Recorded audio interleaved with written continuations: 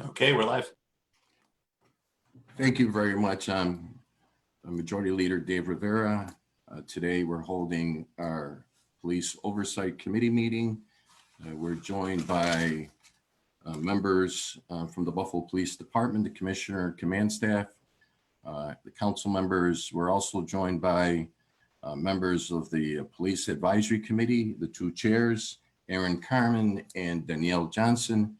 They are a subcommittee to the Common Council who have engaged the community on policing. So they're going to be making some recommendations right from the stop. We extended the comment period till yesterday, 12 noon, and we have received approximately 90 something pages. One of the hardest things to do when you're running a meeting is to watch the clock and to stay on topic. So I'll try my best. We'll try to get through as many questions as we possibly can.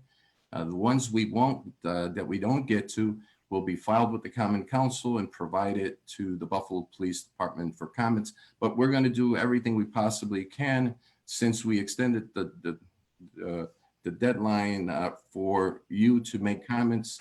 We'll try to get us through as many questions as we possibly can. We're going to start today's meeting with a comment from the Buffalo Police Commissioner, Commissioner Lockwood. Councilmember, if I could just do roll call first. Yes. Councilmember Rivera. Present. Councilmember Farrelletto. Here. Councilmember Scanlon. Present. Councilmember Wyatt. Here. Council President Pridgen. Here. Councilmember Bowman. Here. Councilmember Golumback. Councilmember Nowakowski. Present. Councilmember Wingo. Present. Quorum is present.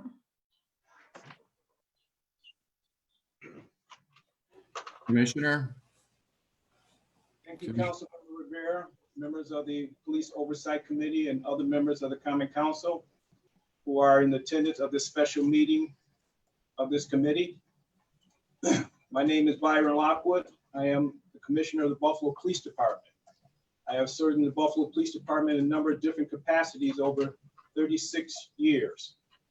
Most important, for the time that we are living in, I believe lifelong experience in fighting crime, making neighborhoods safer, deepen bonds between police and the community, as well as calling for more diversity, development, reform within the police department, giving me a strong perspective of the responding to our current challenge. It is clear that there is more to do here and in every police department, and that we need to overcome the barriers to change that we can and should be making during this critical time in our city and national history. The mission of the law enforcement has always been to protect and serve. How that is best accomplished is the question many are struggling with today. I have and continue to believe that the community-based policing is the best model available to us to carry out this mission. How community policing is conducted and evolved in the future is my primary concern, and I believe should be the focus of all of our reform efforts. Reform continue to reshape, retraining, developing consistently. Positive personnel interaction between officers and residents. We have made this a priority throughout our recruitment, our neighborhood engagement team, our behavior health unit, our mentoring and our youth program, and so many other trainings. I am a proud police officer, but I know that every interaction between officers and individuals have been positive. There are some problems, but if we can set the expectation among our residents and business owners that we will do our utmost and to ensure that every police officer will treat each other individually they encounter with the respect, dignity, and the equal treatment under the law that they deserve, then there is a foundation for trust that will help us navigate through this process. And that is why I am move this mask off. That is why what I am, my leadership team, and the members of the Buffalo Police Department seek to do over the coming months to enhance the foundation of trust that must exist between police and the residents. We are meant to protect and serve. I recognize that the action of some individuals and the failure of a broader system at large in many places have weakened this foundation. But I also know that years of reducing crime, getting thousands and thousands of guns off the street and protecting our vulnerable to have been the positive difference in many, many lives in our city of Buffalo. I also believe that the action of the mayor has taken over many years and in recent weeks, working with the community and the police department to bring greater diversity and transparency and accountability to the department will make a real difference for our future. I stand ready with my leadership team to continue to earnest efforts to keep everyone in the community safe and to work ahead that will improve our community policing model.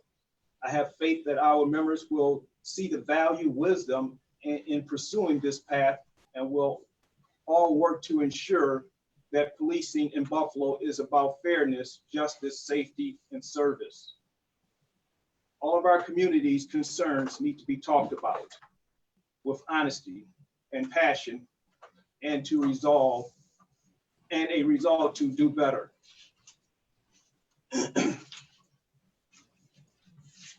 Just this month here, just talking about in June, just this month here, I had 30 total shootings. I got 24 non-fatal shootings, which was 18 of them was Black males, 3 of them was Black females, and 3 was white males. I got 6 fatals from this month, fatal shootings. 5 of them are Black males and 1 is a Hispanic. And I have 1 stabbing of a domestic. These are things that's happening in all of our community. And these are things that, you know, I take with a passion because a lot of these are crimes against Black men and on Black men. And I'm being honest with you. And these are things that I have to deal with every day. I get emails about these shootings and about what's going on in our community. And I'm not taking nothing away from the Black Lives Matter because I believe in it and I get it. I get what they're saying. But also I got a situation in the city of Buffalo where I have a lot of young men dying and getting shot every day. So I want to thank you for the opportunity of me addressing this committee and do that just today. So thank you, Councilmember Rivera and the committee. Thank you very much, Commissioner, for your comment. We're going to get started with the first item. You want to call the agenda? Item number 1, request for emergency meeting of the Police Oversight Committee. Thank you very much. This request was made by Councilmember Christopher Scanlon, and I'm going to turn it over to Chris to make a comment. Thank you, Majority Leader. Good morning, Commissioner. Good morning, Deputy Commissioners. I can't really tell exactly who else is in the room there, but good morning, everyone. It's been an eventful, very turbulent few weeks in the city of Buffalo. Our city has been cast in a not so favorable light on several occasions. And as a result, I have a great number of questions for you. I know my colleagues have a number of questions for you, and I truly hope that you're able to provide us with some answers today. I'd like to start by discussing the emergency response team. was wondering if you could tell me when the ER team was formed, why it was formed, and what is its primary function? It was formed in 2014, if I'm not mistaken, up under the former commissioner, Brenda. And it was formed for civil unrest. If the city was to, it happens to be where protest comes into violence situation, then that's when we would activate our ERT team. Okay. What is the difference between the ERT and the SWAT teams? ERT team is more of a, what I just described, they handle the unrest civil. SWAT team is more of a tactical unit. I would refer a little bit more about the SWAT team to Deputy Gamaya. He would be able to give you more on the SWAT team. Thank you. So the difference between the two, the emergency response team is crowd control. And then obviously if incidents get of a more riotous nature or out of control situation, therefore crowd control. The SWAT team is, as the commissioner said, tactical entries, barricaded person, raids, more tactical approaches, difference in the training. But those are the broad strokes of the differences. So who would make, during an incident in the city of Buffalo, who makes the determination about which team is deployed, the ERT or the SWAT? Well, it depends on what the situation is. If it's a tactical situation, I authorize all special unit teams to be activated. It will come to me and I will make that decision. Okay. Is it a standard practice or best practices across the state or the country for police departments to have units such as the ERT? I think so, yes. Definitely. Yeah. Okay. How is the ERT assembled? Are officers recruited? Do they volunteer? What kind of criteria have to be met? For example, do they have to have a minimum number of years on the department? Things of that nature. It's a volunteer unit and they cannot be on probation while they're on the ERT team. But that's the only criteria? Yes. Okay. Who oversees that unit? Lieutenant Palisade.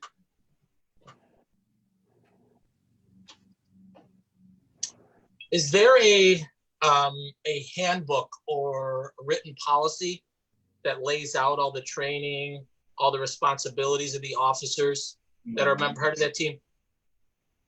We go up under the guide of the FEMA. But there's documentation that could be provided to us that lays out exactly what that team's responsible for? Yes, FEMA have their own SOP. Okay. So you mentioned the FEMA training. That's the federal training that they receive, correct? Let me go back. Our ERT team have their own SOP too, but it's guides up on the FEMA. Okay. I'm going to have staff follow up if we could have a copy of that given to us. I'd appreciate that. What you mentioned the FEMA training. That's the federal training that they go through. What exactly does that entail? Is that classroom training, physical training, combination of the two? Both. Okay. Has every single member of the ERT received that training?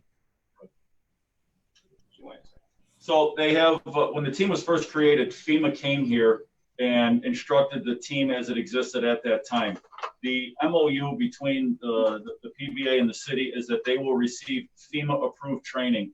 Our team commander and one of the other squad leaders have the FEMA train the trainer. So they are the trainers to conduct their quarterly training. And then the vast majority of the squad leaders, platoon leaders also have that direct FEMA training. In order for FEMA to come here and conduct the training from Alabama, they have to be met with a certain number of minimum participants in the training. However, the training, we have those train the trainers to conduct that training here. And our ERT team, per the MOU, has to train 3 to 4 times a year. And they received 4 trainings in 2019. The 4th one actually came just after the new year. With the holidays, their 4th training didn't line up, so their 4th and final training came in the 2nd week of January. Their next scheduled training was the spring of this year, but with COVID, that had to be stopped. Okay.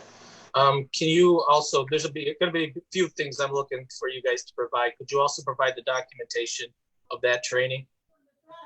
Of their individual quarterly trainings? Yes, that they've actually gone through it.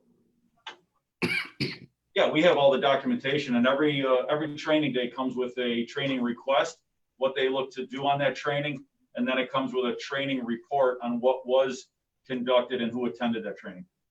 Okay. And so then your Lieutenant Palze, obviously, as the train the trainer program, he has gone through it, obviously, correct? Yes, he's been through the basic FEMA school and then the train the trainer school. Okay. For that unit, what are some of the specific orders that they would receive? I know you talked about crowd control, but I'm talking about very specific orders. Would you hear something like, all right, maintain crowd control, go out, clear an area? What are some of those specific orders they would be given? The facts and circumstances of the situation determine what they are going to do and how they're going to do it. They are taught through FEMA various lines and forms and manners to address crowds, clear crowds, but those are all dependent on crowd size, crowd actions, the volatility of the crowd, property damage. So there's a myriad of things that come into play on how and what they do. Okay. So when instructed to, say, clear an area, is it the responsibility of ERT members to physically remove people when they're told to? What sort of training do they receive with that, and what are the techniques that they're expected to use? Again, the facts and circumstances come into play with how and what they're going to do, whether it's move a line back, make arrests. It's all dependent on what I said previously. Okay. So if I'm a member of the ERT team and I'm instructed to clear an area, and there's a line of us walking and we engage people, what am I to do? If they're just standing there, what am I to do? Well, it's very dependent on if there's an arrestable offense or if there's not. So if there's a crowd of people that are forming a line and pushing forward, we need to have a reason under New York State penal law to make an arrest. If we have that reason, if we have that arrestable offense, given the circumstances, arrest can and may be made. But again, it is all very dependent. The actions of the crowds dictate what the response is. Okay.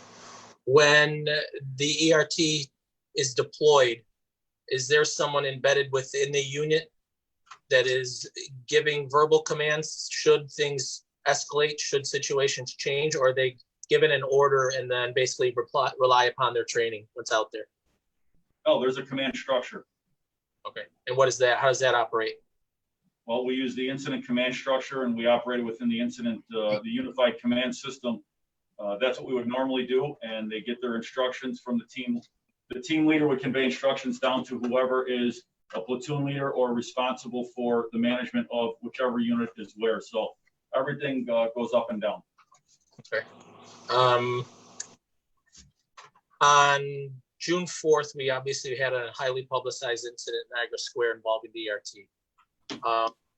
What factors were taken into consideration when determining whether to deploy that team that night versus patrol officers? I don't believe, and I could be wrong, but I'm not sure there was a large crowd out there that evening. So what were the determining factors that led to the ERT being deployed that evening? Councilmember Scanlon. Yeah. This is Sharon Gordon, Assistant Corporation Counsel.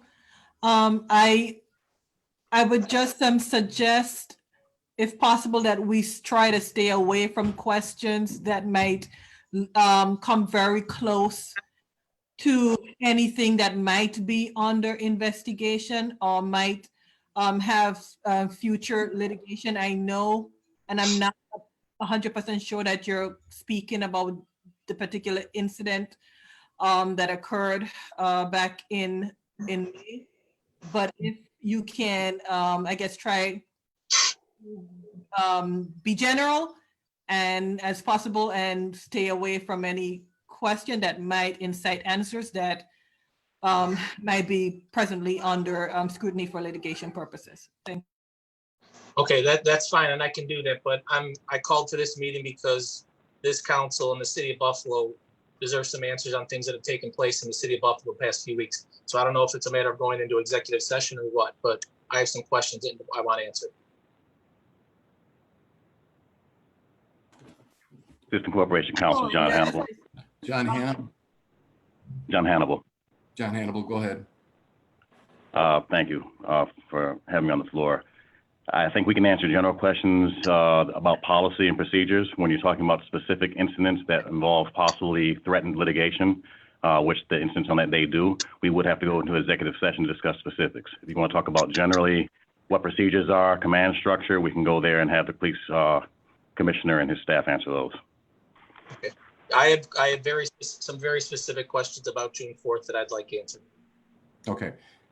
So obviously we're going to at some point have to go off Zoom into another place to have some questions answered. But if you have questions that are policy unrelated to an incident, training unrelated to a specific incident, general questions, I think those are appropriate. Do you have any further general questions? I do. Okay. Go ahead. I'll say that to them.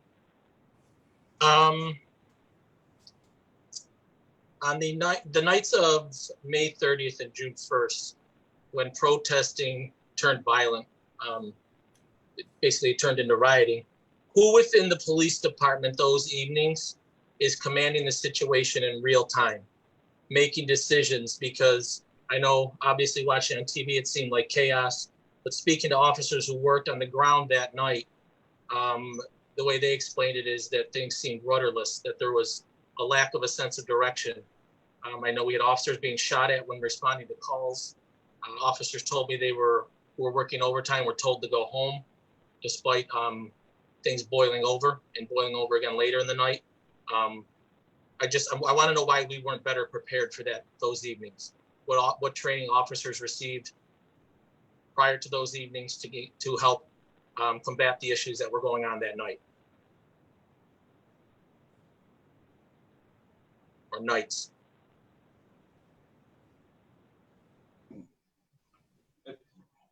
Some of those questions, can you repeat? Because as far as you said, people wanted to go home and they were sent home. Who on those nights when things were really getting bad, who within the department was commanding the situation in real time, making decisions? Obviously, things are very fluid and changing quickly when there's protesting, things of that nature taking place. So who in real time is making decisions that are then being transferred down to the street? Well, I was inside the command center in our unified command center with multiple agencies and keeping in close contact with the police commissioner.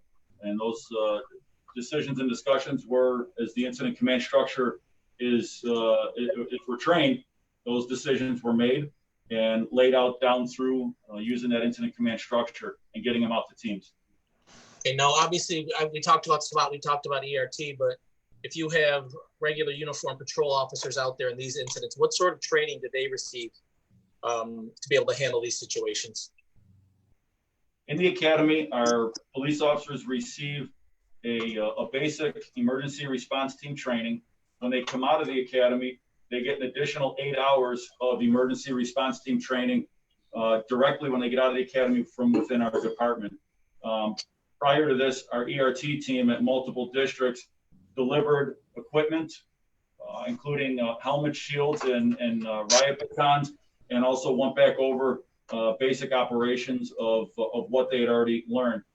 We did our best to keep the multiple agencies that we were using, ERT teams and tactical units, as the primary response to situations. And in some instances later on at night, police officers were moved in certain areas to assist depending on how widespread and what was going on. The reason I asked this about those couple of nights, because I can tell you, and you know, there's this narrative that's always painted that as the South District Council member, I represent the entire police department, but that's not quite true. But I do represent quite a few officers, and naturally, the fact that I represent so many officers leads to a great deal of interaction between myself and them, whether it's on duty or off duty, and I get the feeling that the members of the Buffalo Police Department, the men and women, the patrol officers are completely demoralized right now, completely dejected by things that have transpired. And I'm not just talking about in the past few weeks, but I'm talking about going back years. And I have great concern about how things are going to function moving forward. When I talk to officers, I can tell you, some of them are so dejected to the point that they don't want to get out of their cars because they feel like they have not been provided the tools, figuratively and literally, to perform their job, and that there is no clear direction coming from leadership. So I have great concern moving forward regarding all of that stuff. I have some questions about internal affairs. How does one become a member of internal affairs? Are they appointed? Is it testing? How does that function? They're appointed. Okay. And what is the criteria that has to be met? Again, is there any certain number of years on the department, a certain rank? The rank is lieutenant. All the investigators are all lieutenants. Okay. So obviously, as an investigatory body, what are their primary functions? Primary function is to internal investigations of officers. How many members of IAD are there? Were there 9? About 9. Okay. And you said are they all lieutenants? Are any actually detectives? No detectives. We have investigators are the lieutenants. We have a captain and we have an inspector. We have police officers who take the initial reports. We have 2 of those that take the initial reports, the phone calls of people that come in and complain, and then they would give them to the lieutenants. Okay. So then the lieutenants are then doing the investigating. Yes. So what kind of training do they receive, and how does it differ from someone who, say, is at the rank of detective? Well, they go to, we send them to school, to an internal affairs school, and that's usually a week. Yes. A week. And what about the training for a regular detective within the department?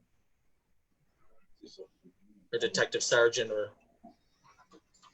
Well, detectives, that would,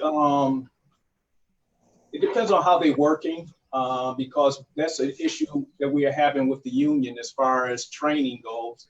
And if they schedule matches the day that the training is, if not, we can't send them because we will have to pay overtime. But do they receive a significantly more training than, say, the lieutenants that are in IAD?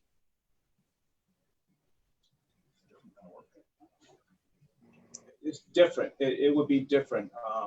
The lieutenants in, like I said, IAD, they go to, they're able to go during the week to school and get trained. The detectives, some of them can be in that position for a while before we can match their schedule up with the training without paying overtime. Okay.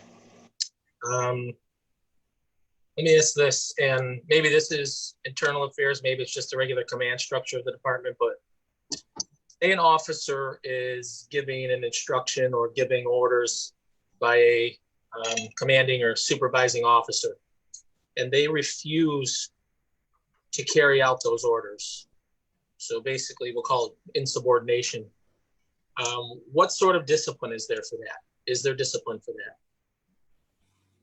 If they being insubordinate, it would be a internal investigation on that. The supervisor have the right at that particular time, he can use his authority to suspend that individual for not following a direct order.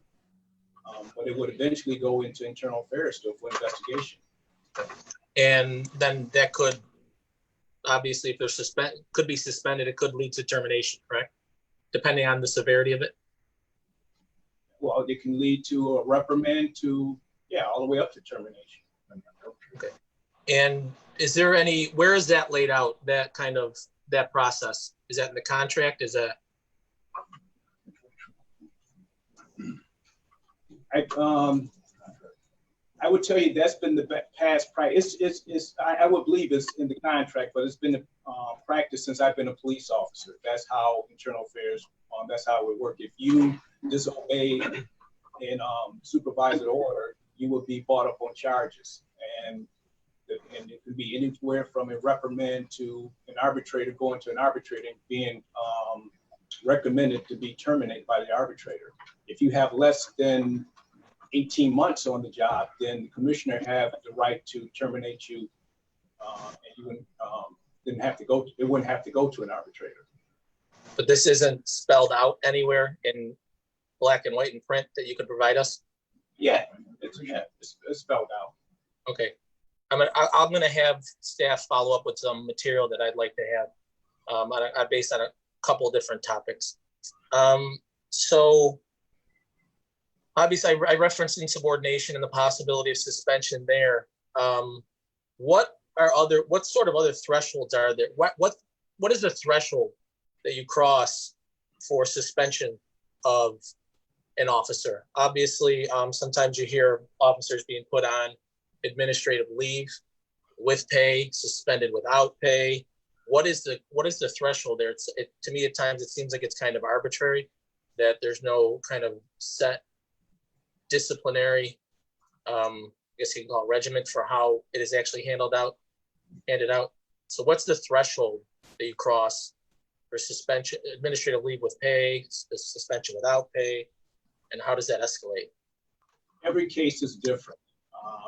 It all depends on what it is. Every case is different. It's not a one pattern or one way of doing that. Every case is different. It's handled different and it's different. The reason I'm asking is, so you're saying you can, if an officer uses his own discretion and defies an order from a commanding officer because they don't agree with it or feel that it's inappropriate, they can be suspended, possibly terminated. Then you have officers who are out there following orders and are suspended, charged with crimes, terminated, possibly ending up in jail time. So it's kind of damned if you do, damned if you don't.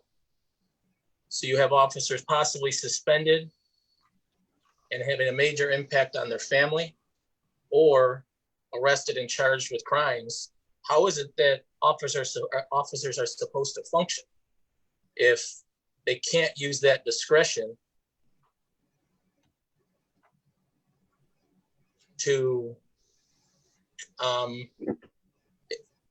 use their discretion to make sure that the things that they're doing are not going to negatively impact residents of the city of Buffalo?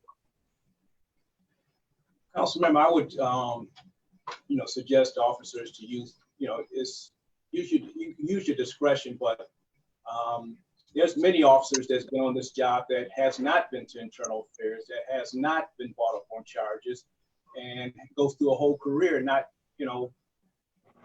being brought up on criminal charges or internal affairs. Each situation is different, But you're saying they are to follow the commands or the instruction of their superior officers. Therefore, there is no discretion at their disposal. And if they do use it, they'll be disciplined. And on the other end of the spectrum, if they blindly follow instruction and command from a superior officer, it could lead to them being suspended, fired, brought up on charges. So don't you see how there's kind of a catch-22 there, where they're kind of damned if they do, damned if they don't? I don't see it. It's interesting. I've spent 8 years on the council now, asking a lot of questions about training, equipment being provided to the police department. I'm just going to say this plainly. I know in the past, there have been people within the command structure of the police department that have come into chambers and flat out lied to the council. I know that for a fact. And it's really disheartening, I can tell you, because as I mentioned, I come in contact with a lot of officers. I couldn't tell you how many officers I know. I know that you do too, but I know a lot of officers, and it is completely disheartening to watch men and women who love to perform the job of police officer, who are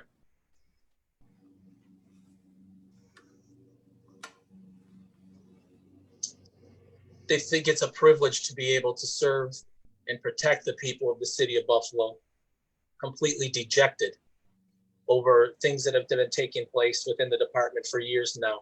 And I can tell you, when I hear about issues with the police department and problems within the police department, obviously my colleagues know this, that we are all contacted about issues within the police department.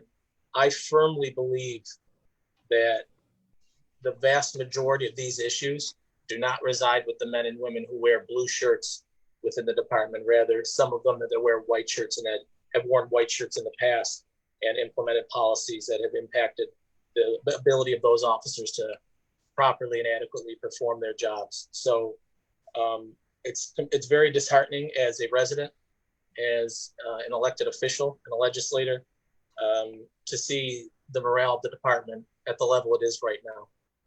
I pray that there's policies that are going to be enacted that change that, because I honestly am fearful for the wellness of this city, physically, the residents of the city, and as a result of a lowered morale within the department, and ultimately the overall well-being of the city. Because if things continue the way they are, if they continue to get worse, I would imagine you'll start to see disinvestment throughout the city. And then where will that leave us? So again, I am extremely concerned. I have other questions I have that I'll save for executive session, but I do pray that there are some policies that are enacted that can turn this morale around within the department, because I do believe that it's at an extremely low level. Thank you, Majority Leader. Thank you, Council Member. Council members? Any questions for the Commissioner on item number 1? Commissioner, you mentioned that the foundation of the police departments throughout the country have been shaken. You said in your opening statement, because of things that have happened in other places and even in the city of Buffalo. When you say the foundation was shaken, do you mean that we have lost public trust? I wouldn't say we lost the public trust. I think that there's things are happening in around the country where the little trust, I mean, some of the trust that we had, when I think we just have to gain more trust in especially here in the city of Buffalo. I'm not going to sit here and speak on what's happening in other cities, because every city has their own problems, and but I know that every department in the city is the country is going through something as far as with their residents and stuff. And here in the city of Buffalo, I've always, since I became commissioner, it's always community policing. I go out and I go out in the neighborhoods. And so what's happening right now, yeah, it has shaken the foundation here in Buffalo, and we're going to have to work to get some of the stuff that we gained. We have to work to get back. So. Okay. Well, that's very interesting, because many of the things that occurred here in Buffalo was a result of something that happened somewhere else that shook our foundation here in the city of Buffalo. And I think it's important that we know how to deal with this quickly. There'll be other incidences throughout the country, unfortunately, that will rock our foundation here in Buffalo. And we have to find a way to deal with those things here locally, so we don't have the incidences that we do have. I agree with you. It has shooken the foundation, and certainly that's something we need to work at. And I believe that many of the reforms that are being implemented are a result of the foundation being shaken. And that's why we're starting to see a lot of these new reforms that police departments and cities are implementing. At least we're having this conversation. We're looking at implementing, we're looking at reform agendas to improve that trust, that relationship between the general public and the police departments. Any questions for the commissioner? Council member Brian Ball, and then Council President Darius Pridgen. Thank you, Mr. Chair. Commissioner, thank you. I just wanted to talk about public trust. It does seem like, we're losing that a little bit, but the internal affairs process, do you think with, you said that there were lieutenant detectives, do you believe that internal affairs is effective? And I personally have had constituents come to my office in the past regarding internal affairs and felt like they came to through the process and they, the case wasn't closed. Do you feel the internal affairs is operating effectively? Every case that I get and I send them to internal affairs, I make sure that they are investigated. Okay. Some of the issues, some of the problems I'm facing in internal affairs is the victim sometimes won't come in to give statements, and sometimes before they come in, they get an attorney, and the attorney tells them don't talk to the police. I mean, don't come in and give a statement because I don't know, it's legal matters that's going on at that particular time. So we run into those. Sometimes we run into those roadblocks there, but it's been many times that I have sent the lieutenants back out there a couple of times to go back to these individual victims and see if they will come in and give statements. And we leave notes and we go to the home, we call, and someone won't respond. So I'm not, making this up as an excuse, but this is what, some of the incidents that's happening. They won't respond. And then on some cases where I find out about things that's happening is when we had a forum or a meeting, and then individuals bring up the bad experience that they had with a police officer. And that would be my first time ever hearing about it. Okay. Thank you, Commissioner. Thank you, Council President. Thank you, Mr. Chair, and thank you to everyone who's on. Commissioner, just kind of going back a little bit into the training. I know that recently it came to light that only a few or 100, and I don't know if this is true. I'd be really interested in where one of the news agencies got the information, but that very few officers had been trained in the de-escalation. I've heard differing reports. The union, what I saw on television, said they were willing to do the training, and the administration says that the union wants overtime.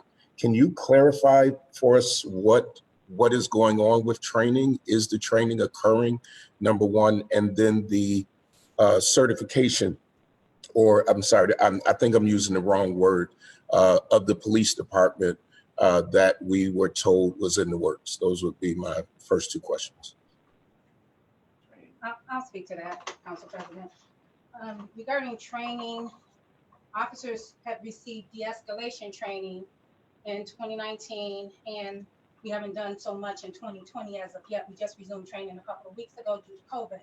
However, de-escalation training is covered under several training topics or training courses.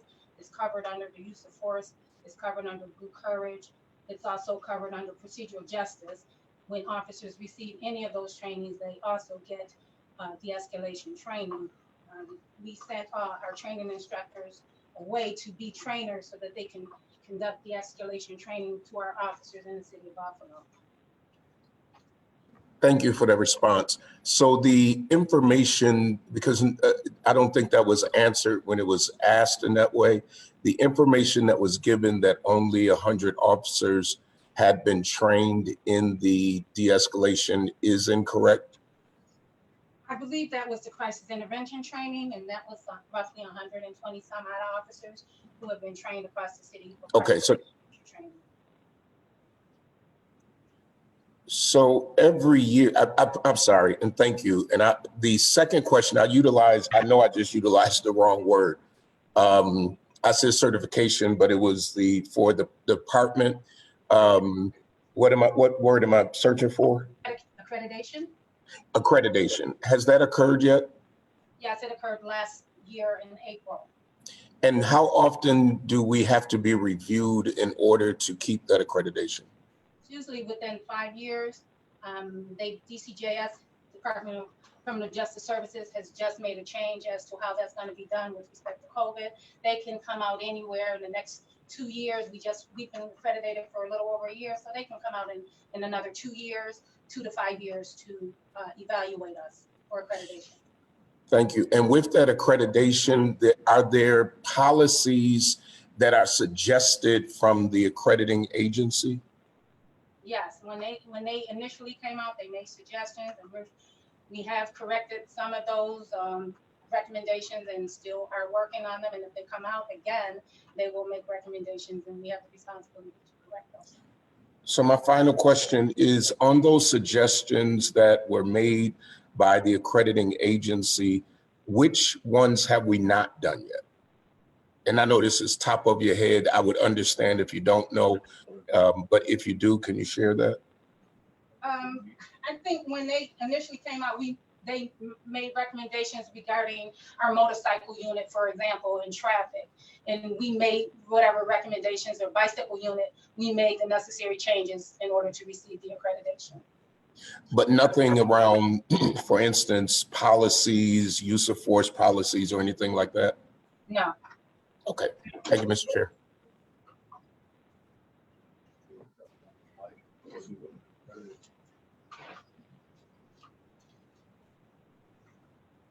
Councilmember Wyatt. Thank you, Mr. Chair. Commissioner, who evaluates the internal affairs unit, its effectiveness, all those things? Who does that? I does it.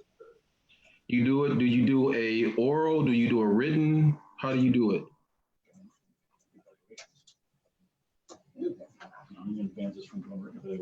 Evaluation. We would like to do evaluation, but we can't do evaluation because in order to do evaluations, we have to sit, the union have to agree on that also too. But mostly the people up in internal affairs I look over, oversee them, and a lot of them are, they're appointed in that position. So internal affairs is under you, correct? Yes. So how is it that the union can keep you from evaluating them? Because they're still part of the union. Is that part of the contract? Yes. Yeah. They're part of the union. They still pay union dues. It's strange, Councilmember. It's all strange. Yeah, I mean, I'll be quite honest with you. When I first got on the council and we started talking about the process and finding that police officers weren't evaluated concerned me. And I think that in most professions, people are evaluated, but it seems in Buffalo, our police and fire folk don't seem to be evaluated individually because of the union. And here we have an internal group, an internal division, affairs division, that you can't really evaluate, but we don't know how effective they are. And I know, as Councilmember Bowman has said, I've gotten complaints from residents about not being heard, not getting information, no one following up, no one responding. And if I ask you, how did you evaluate them, or do you have a report? Do you have a report of the incidents that have been reviewed by Internal Affairs over the last couple of years? Yes, every 2 weeks I have file reviews with Internal Affairs, and all the complaints come in there. They come into file. We have a file review, and that's where I was explaining to the council member that some of the complaints where the residents, where we try to get a hold of the residents, I will send them back out again to go to these homes and call them to try to get these individuals to come in to follow up on their complaint, to get statements from them.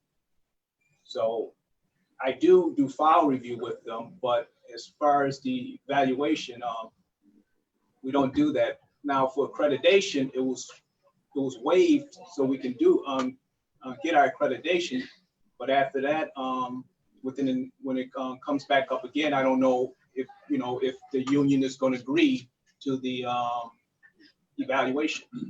Yeah, so I know I was watching something the other day, I believe Channel 2 or someone was doing a story, and they asked who's evaluating or who's evaluating or monitoring the police. And the answer you just gave me makes me cringe somewhat, because again, it seems as though there's not a clear process or even a clear way of you to be able to evaluate your effectiveness.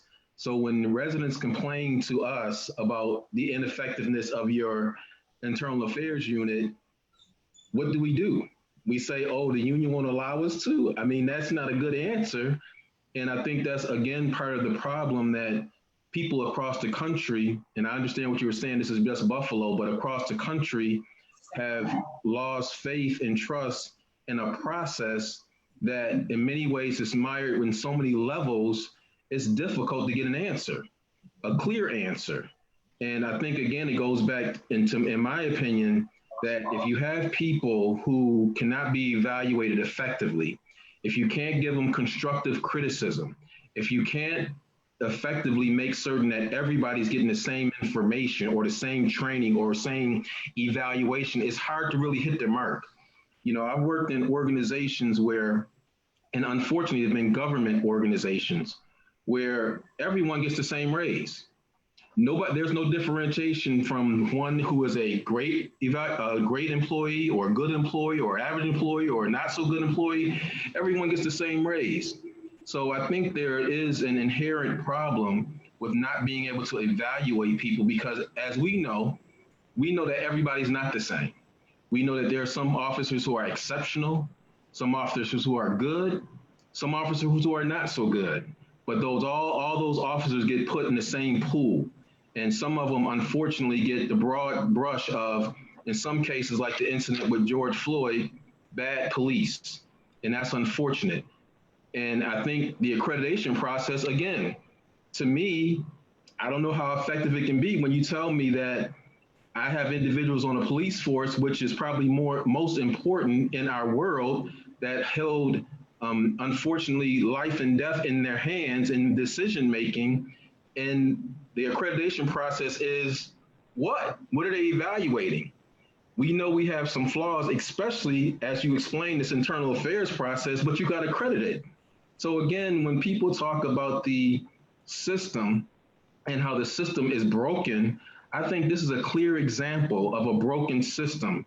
And I know that there are many people who push back on the reform, but I think this is the very essence of why the reform is so important, because there is no way that I believe that everyone should get the same raise or everyone should not get an evaluation. Everyone should be evaluated, because if not, how do you hit the mark? If there's a training regimen that every officer should go through, every officer should go through it. But if every officer is not evaluated, then how do you really know that every officer has done it? I think this Common Council has asked over and over again about training. We've talked about putting additional money in training. That has been our mantra. So no one can say that we have fallen at the wheel and allowed this to go when we know that there are very important issues that our officers must be trained to address. I believe that there's so many issues that affect our police officers, and some of them, quite honestly, shouldn't be in their hand. It should be in somebody else's hand, because you are giving police officers the responsibility of some things that they really aren't prepared to do. And I know you have a crisis intervention team, you have a behavioral unit, all those different things, but that's not really your level of expertise. So again, I'm not blaming you, Commissioner. I'm just saying that there's a system. And I think that while we're having these reform conversations, we just have to be honest that unless you can measure it, it's really something that may not be too good, because I think everything that's good must be measured. And if you can't measure it, it's probably not so good, because I'm not an expert, but I can tell you at the end of the day, if I can sit down and look at the analysis and I can see statistics and numbers and I can see measurements, it will tell me a story. But if I don't see that, it's up for a debate. I can flip a coin. So again, I thank you for your service. I thank you for the information. I would like to see, if possible, if you have any type of summary over the last 5 years of internal affairs and what they've reviewed, the number of incidents, the outcomes, as best you can. I know some of that information may be private, but as best you can, if I could get that information, I would really appreciate it. And the sooner the better. Thank you, Mr. Chair.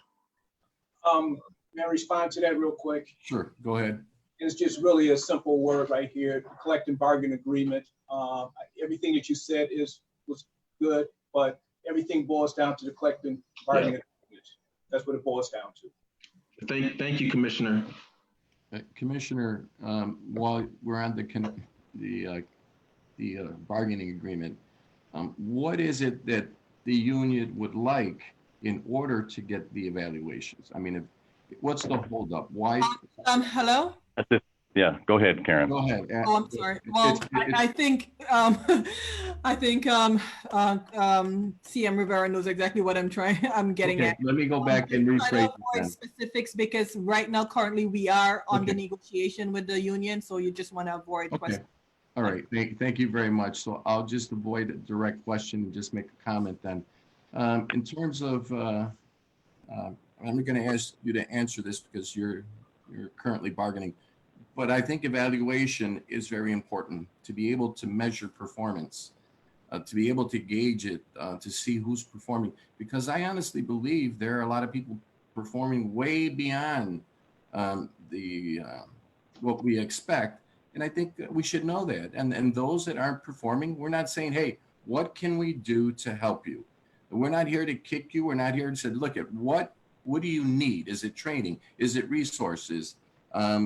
Equipment? What is it that you need so that you can reach that level of professionalism that we expect in a police officer? But I think we should be working on being able to evaluate people. We do it here in the city of Buffalo. When agencies aren't performing that we fund, we want to know whether they're community-based organizations, any organizations that we put money into, we want to know how they're performing.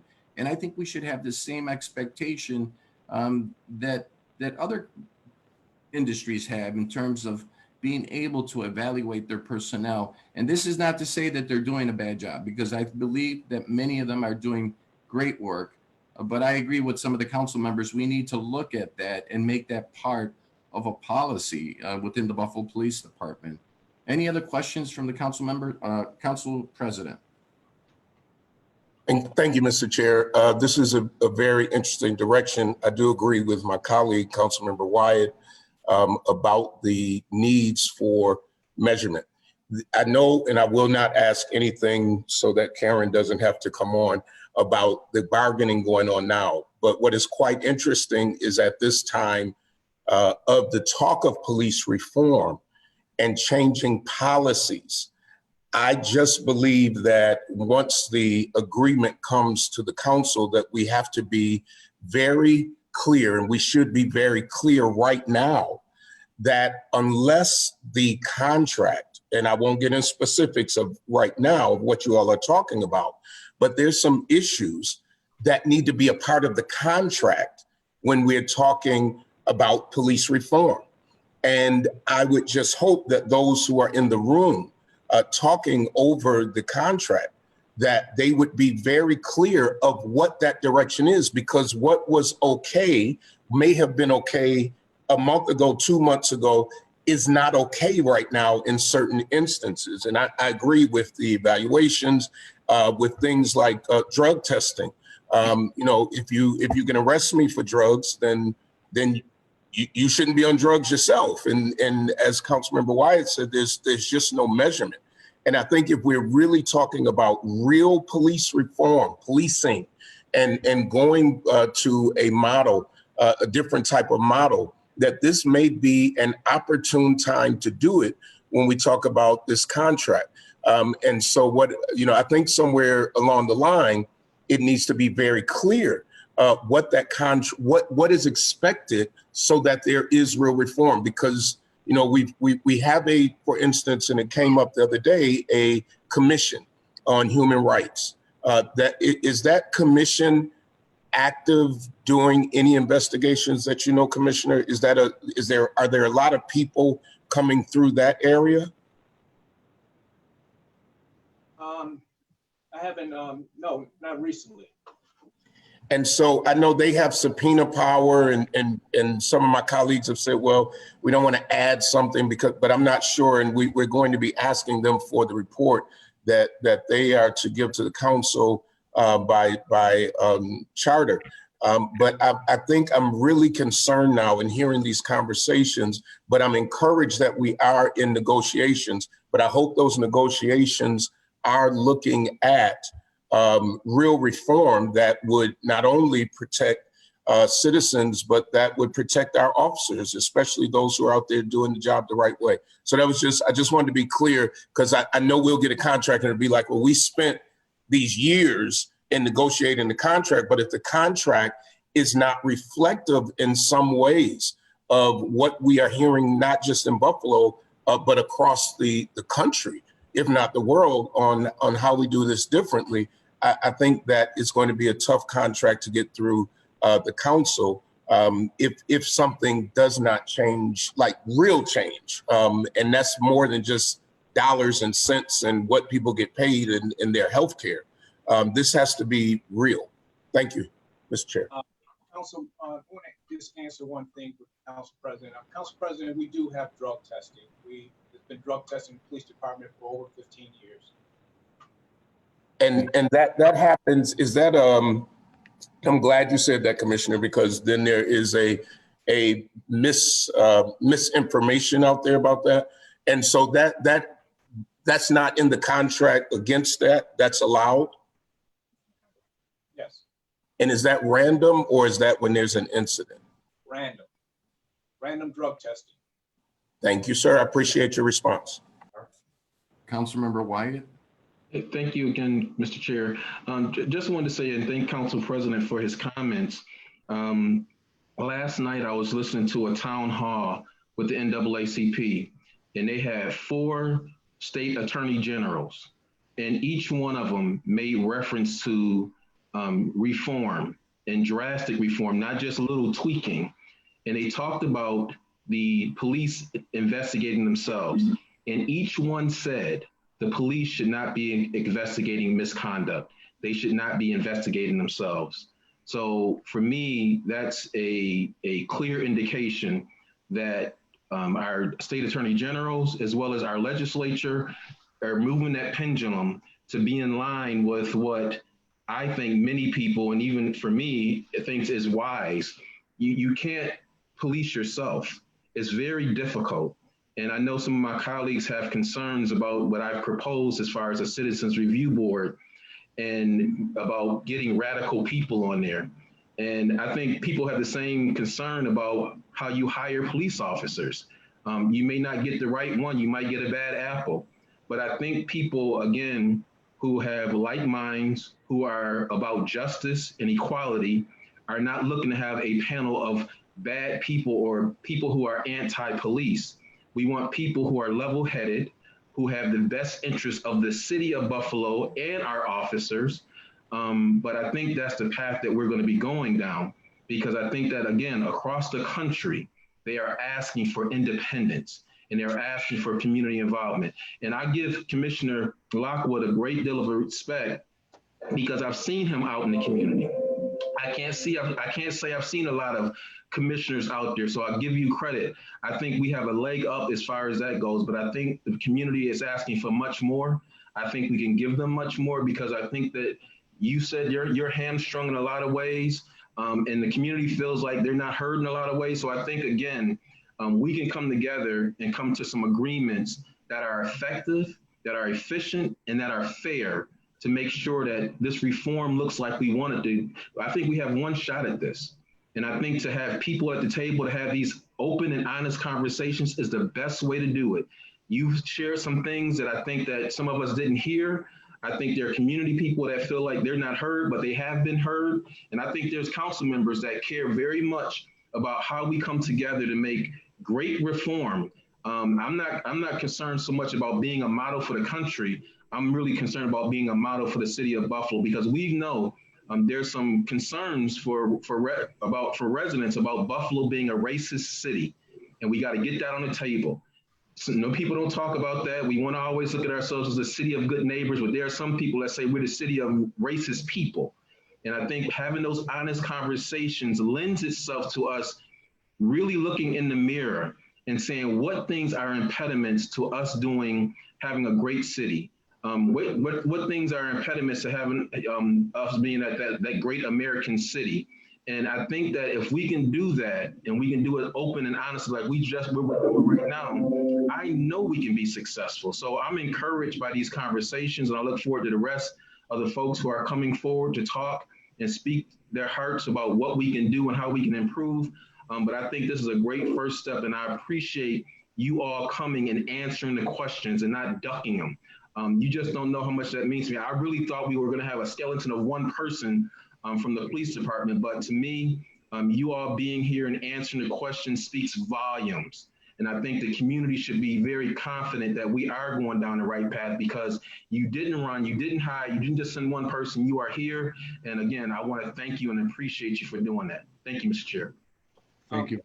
I would like to, Mr. Chair, I would like to just answer one of Mr. Wyatt's questions about criminal investigation. If a police officer, we don't investigate our officers for criminal investigation. We have the state attorney general, the DA's office, and the U.S. attorney. Internal investigations, we investigate, and they can go to an arbitrator. Thank you, Commissioner. Thank you, Commissioner. This item is going to be tabled, motion made by Christopher Scanlon, seconded by Rashid Wyatt. Staff, would you please make sure that we follow up on the documents that were requested by the council members? Thank you. Next item. Item 2, reports to the council concerning community police relations. This item is open. We have Aaron and we have Danielle here with us today. Thank you very much for all you do. I'll turn it over to you for your recommendations.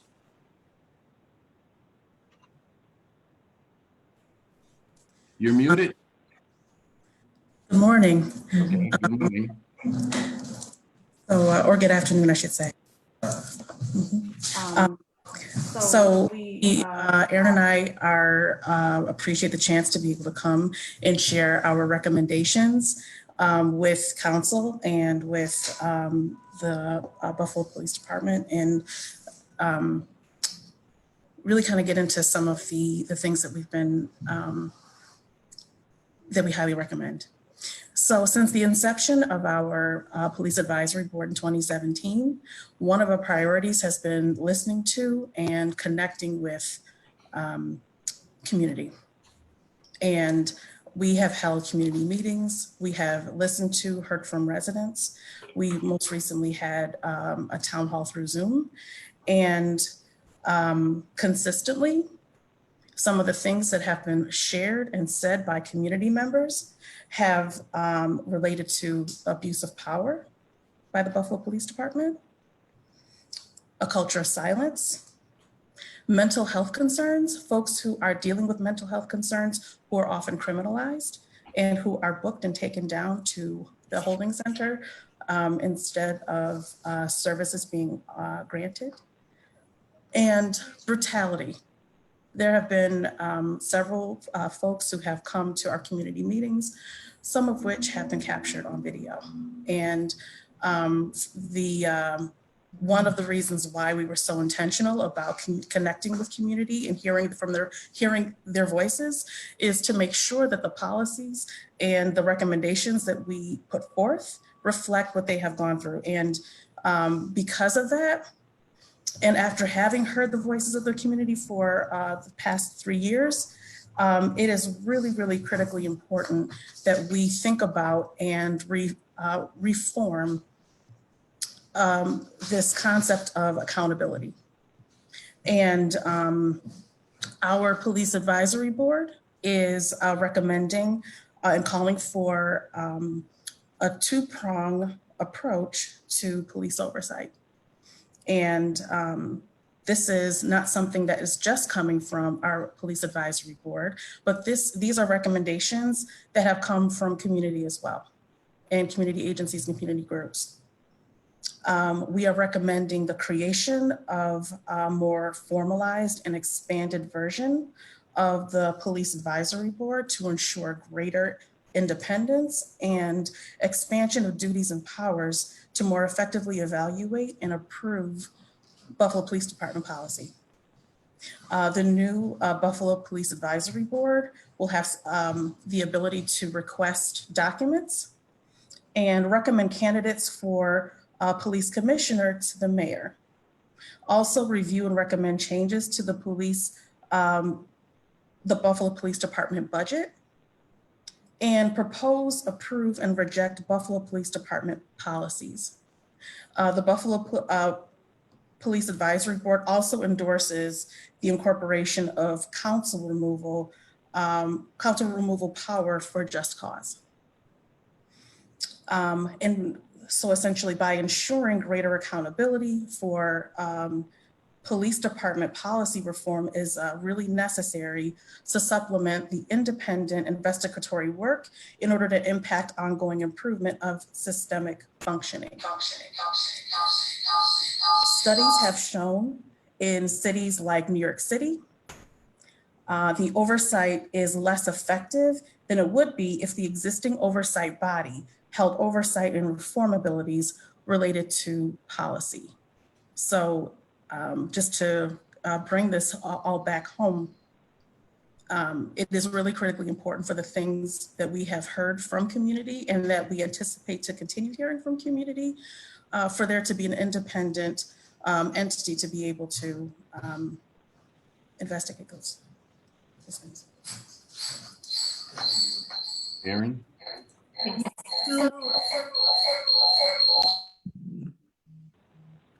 So the second part of our proposed two-part oversight model would be the creation of the Community Police Oversight Commission. So our board proposes that the commission would have independent investigatory ability, the ability to subpoena, and the ability to discipline BPD officers when appropriate. Commission seats would be filled through election by city residents, nomination by the new Buffalo Police Advisory Board, and then an appointment by the full commission. The proposal contains checks and balances to the commission's abilities through council power to approve membership and fill temporary vacancies, which would help ensure skilled members serve on the commission. Our board also endorses incorporation, as we noted, of council removal power for just cause. So our board's proposed oversight model, we believe, serves as an opportunity for the council to improve the structure of accountability in order to allow the council to more effectively and efficiently do its work. Both proposed bodies would investigate facts related to incidents and policy that the council would then have the opportunity to use its powers to take action on. In terms of best fit, we believe this is a best fit model for Buffalo.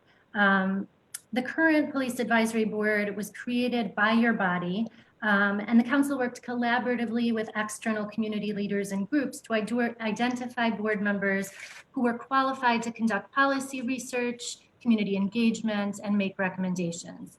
However, there's very limited ability of the existing body. Additionally, the other elements of the existing current oversight structure in Buffalo, the CCRCR, first has very broad mission beyond just policing, which studies have shown to be problematic. And two, is politically tied to the executive branch, which causes issues with true independence and public trust, both of which have been brought up by you in multiple ways today. The current use of the Commission on Citizens' Rights and Community Relations is not therefore independent enough. Internal BPD and internal government models do not adequately separate politics and political relationships from the investigatory and policy reform work that's necessary to ensure accountability. Internal oversight models do not result in effective detection, punishment, or deterrence of police misconduct in these cases, according to best practice research. Several factors are critical to effective oversight. We've noted some of these in the more detailed brief, but we'd like to highlight a few of these today. Board and commission membership that's independent from police, from political actors, and special interests is critical. Throughout the country, this is addressed in numerous ways: nominations, elections, appointments by citizens or even civic organizations, but with the intention that independence is key.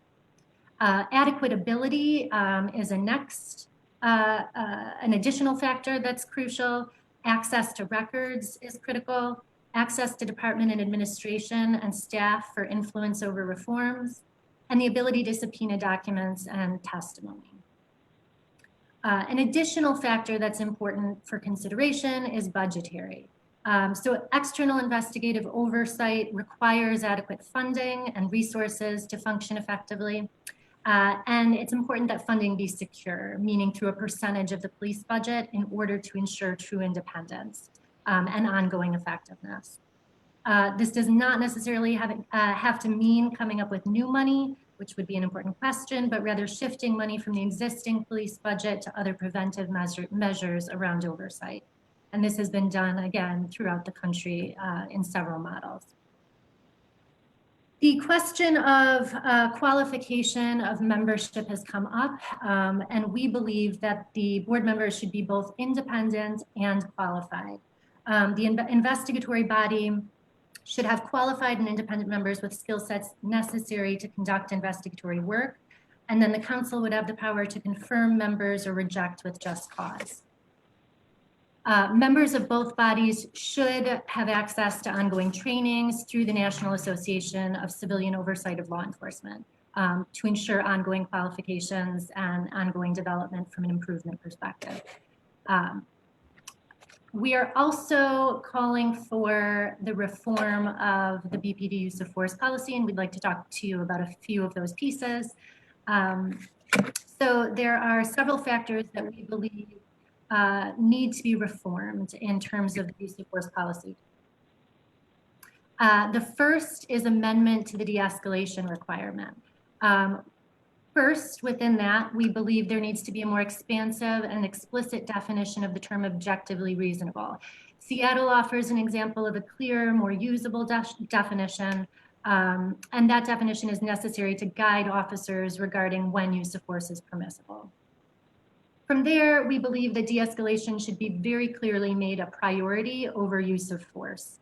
And then from there, that the policy itself should detail alternatives to use of force, specific de-escalation techniques in the policy itself, and then link that with expectations around not just one-time training, but ongoing training on de-escalation techniques, as well as crisis intervention training for more officers.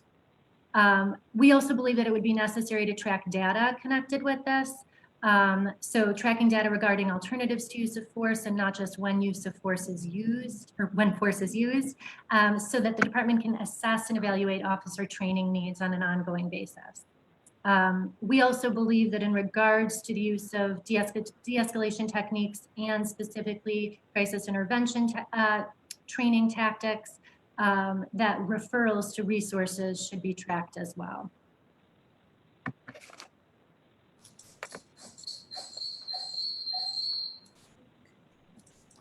Thank you.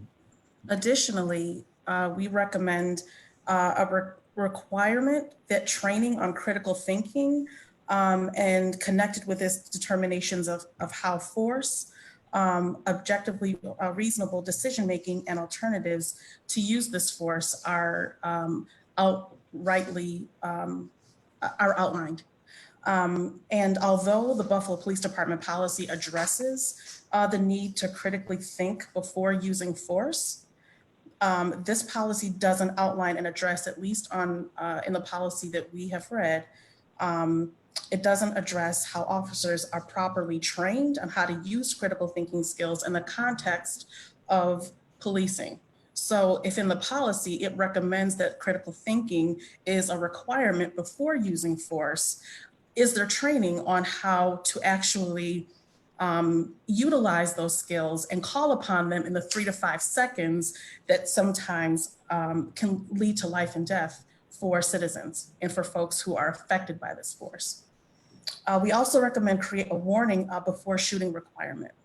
And we initially submitted recommendations on May 10th prior to publication of our more detailed briefs and Buffalo Police Department's placement of the policy on its website. And as we drafted these recommendations, we were in agreement that any warning must be documented in any use of force reports. Additionally, linking the duty to intervene requirement with the use of performance evaluations, which the Buffalo Police Advisory Board has previously called for and the Buffalo Police Department does not currently use. We support the council's resolution to require retraining on the duty to intervene, and we also ask for support in linking these requirements with expectations of ongoing improvement and growth, which is an effective intervention connection or connected with the use of performance evaluation. So making that direct link, we really appreciate that support in that. And this section of the policy must include whistleblower protections and protection against retaliation as connected with the duty to intervene. It's really critical.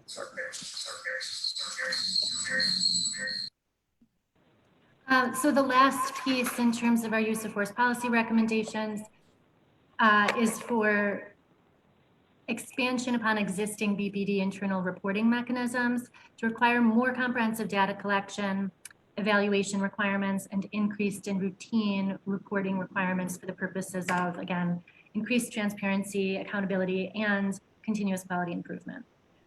So we have 2 additional things we'd like to note in the context of both of these reforms we're proposing, the new oversight model structure and the use of force reform recommendations. So we understand the police union contract intersects with these recommendations.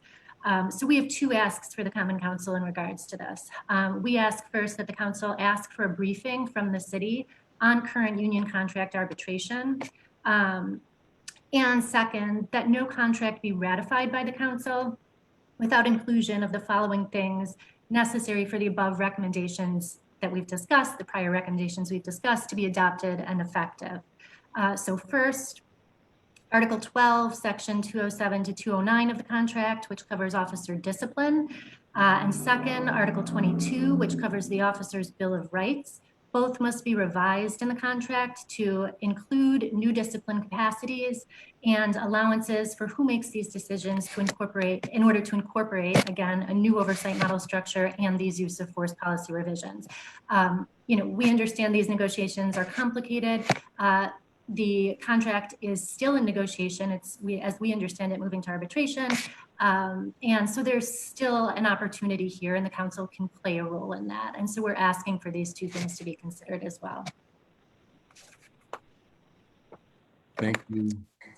Did you finish there? Thank you. And finally, we just want to make it clear that we have reached out to Buffalo Police Department Commissioner Lockwood, and we look forward to being able to meet with him to discuss our use of force, the use of force policy. And we've also reached out and made a request to meet with the Police Benevolent Association as well. And just to close out, we just, as a board, we're very troubled to realize that at 1 o'clock in the morning, 13 peaceful protesters were arrested and handcuffed and booked when there was a directive by the mayor to provide appearance tickets to folks who have committed low-level offenses. And the fact that in our new proposed model, moving forward, if something like this were to happen again, we would be able to communicate with the community that it wouldn't be until the daytime shift that this policy would go into effect. And it was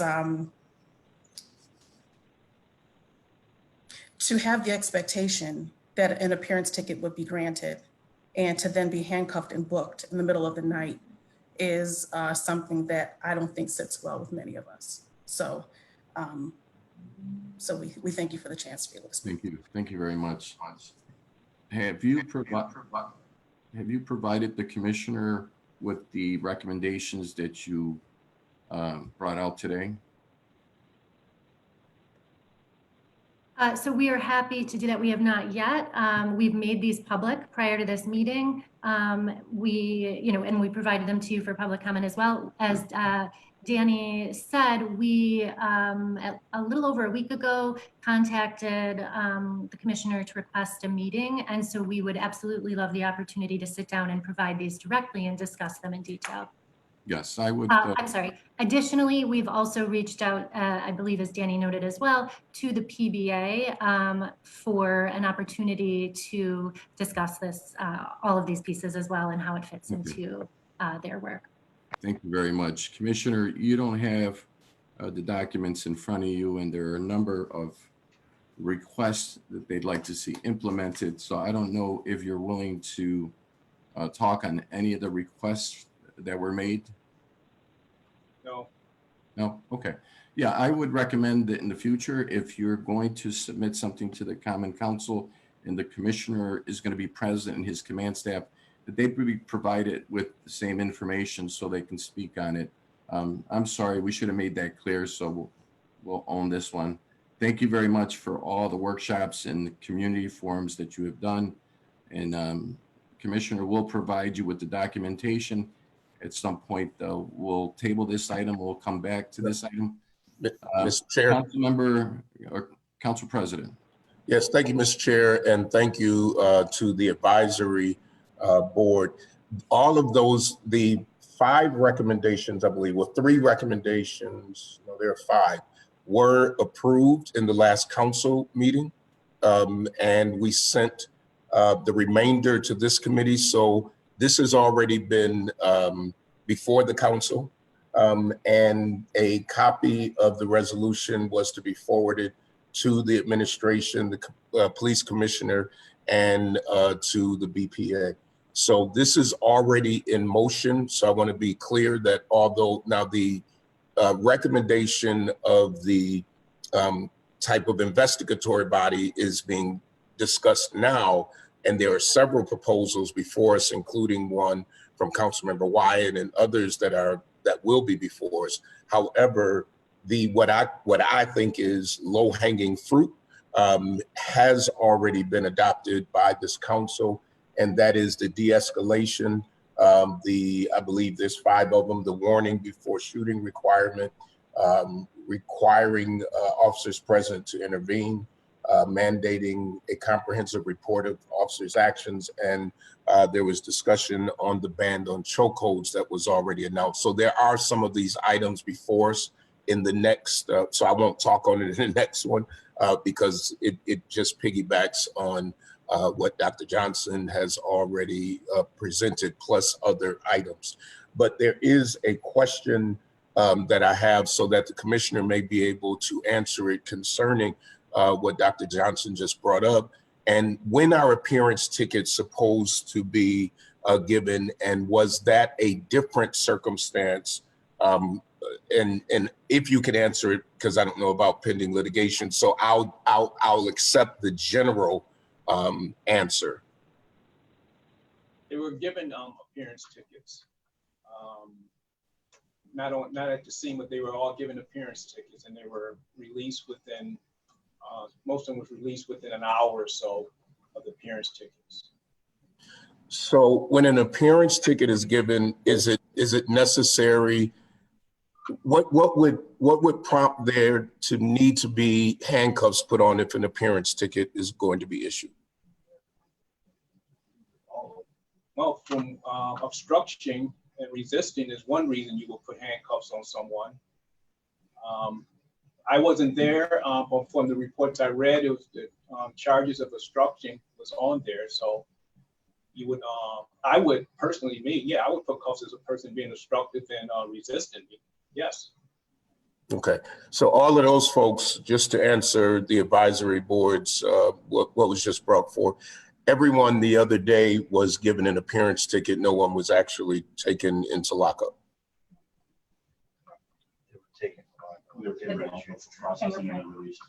They were taken down there for fingerprints and release, but they were and given appearance tickets. And that would be the normal procedure with an appearance ticket, they would be taken in?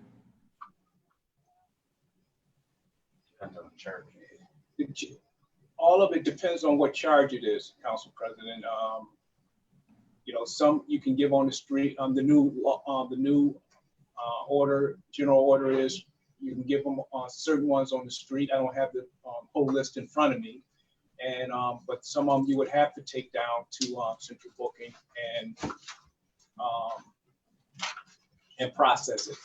Now, even if you're on the street and you don't have the proper ID with you, you still have to be, you know, we have to find out who you are. We just can't give you an appearance ticket unless we know who you are. So with that, you would probably have to be taken down to central booking to, like, you know, to find out who you really are. If it was, and if so, I think where people are getting confused, and I'll be honest, I didn't know that either. And I think that when the mayor made his announcement about the appearance tickets, I think the general public took it to understand I'm not going to have to be handcuffed. You know, if I'm not resisting, if I'm not fighting, that I won't have to be, and I have ID, that I won't have to be taken downtown, but I'd just be given that appearance ticket to appear. What would be the circumstances where the appearance ticket would just be given without having to go down to central booking?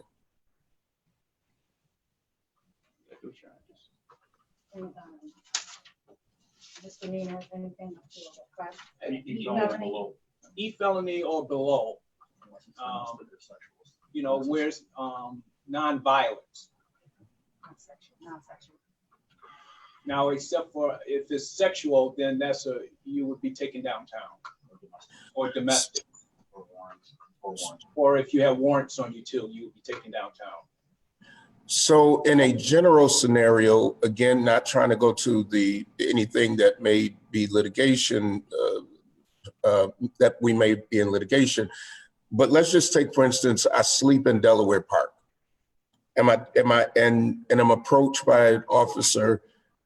I don't have to, and I'm not fighting you. That's an appearance ticket?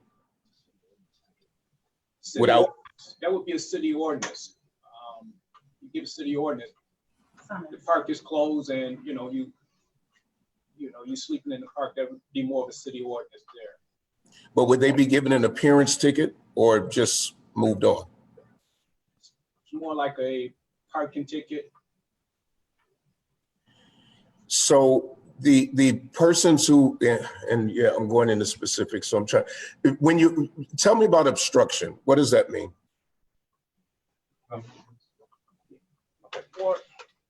Councilmember, so two of the violations that were cited are city ordinance violations. Being in a park after 10 p.m. and or sleeping in a park after 10 p.m.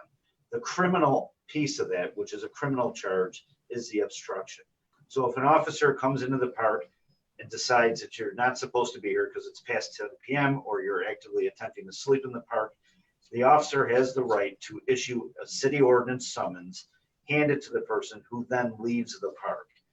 The particular case and situation that you're referring to, there was a refusal on behalf of 13 of the demonstrators to leave this space.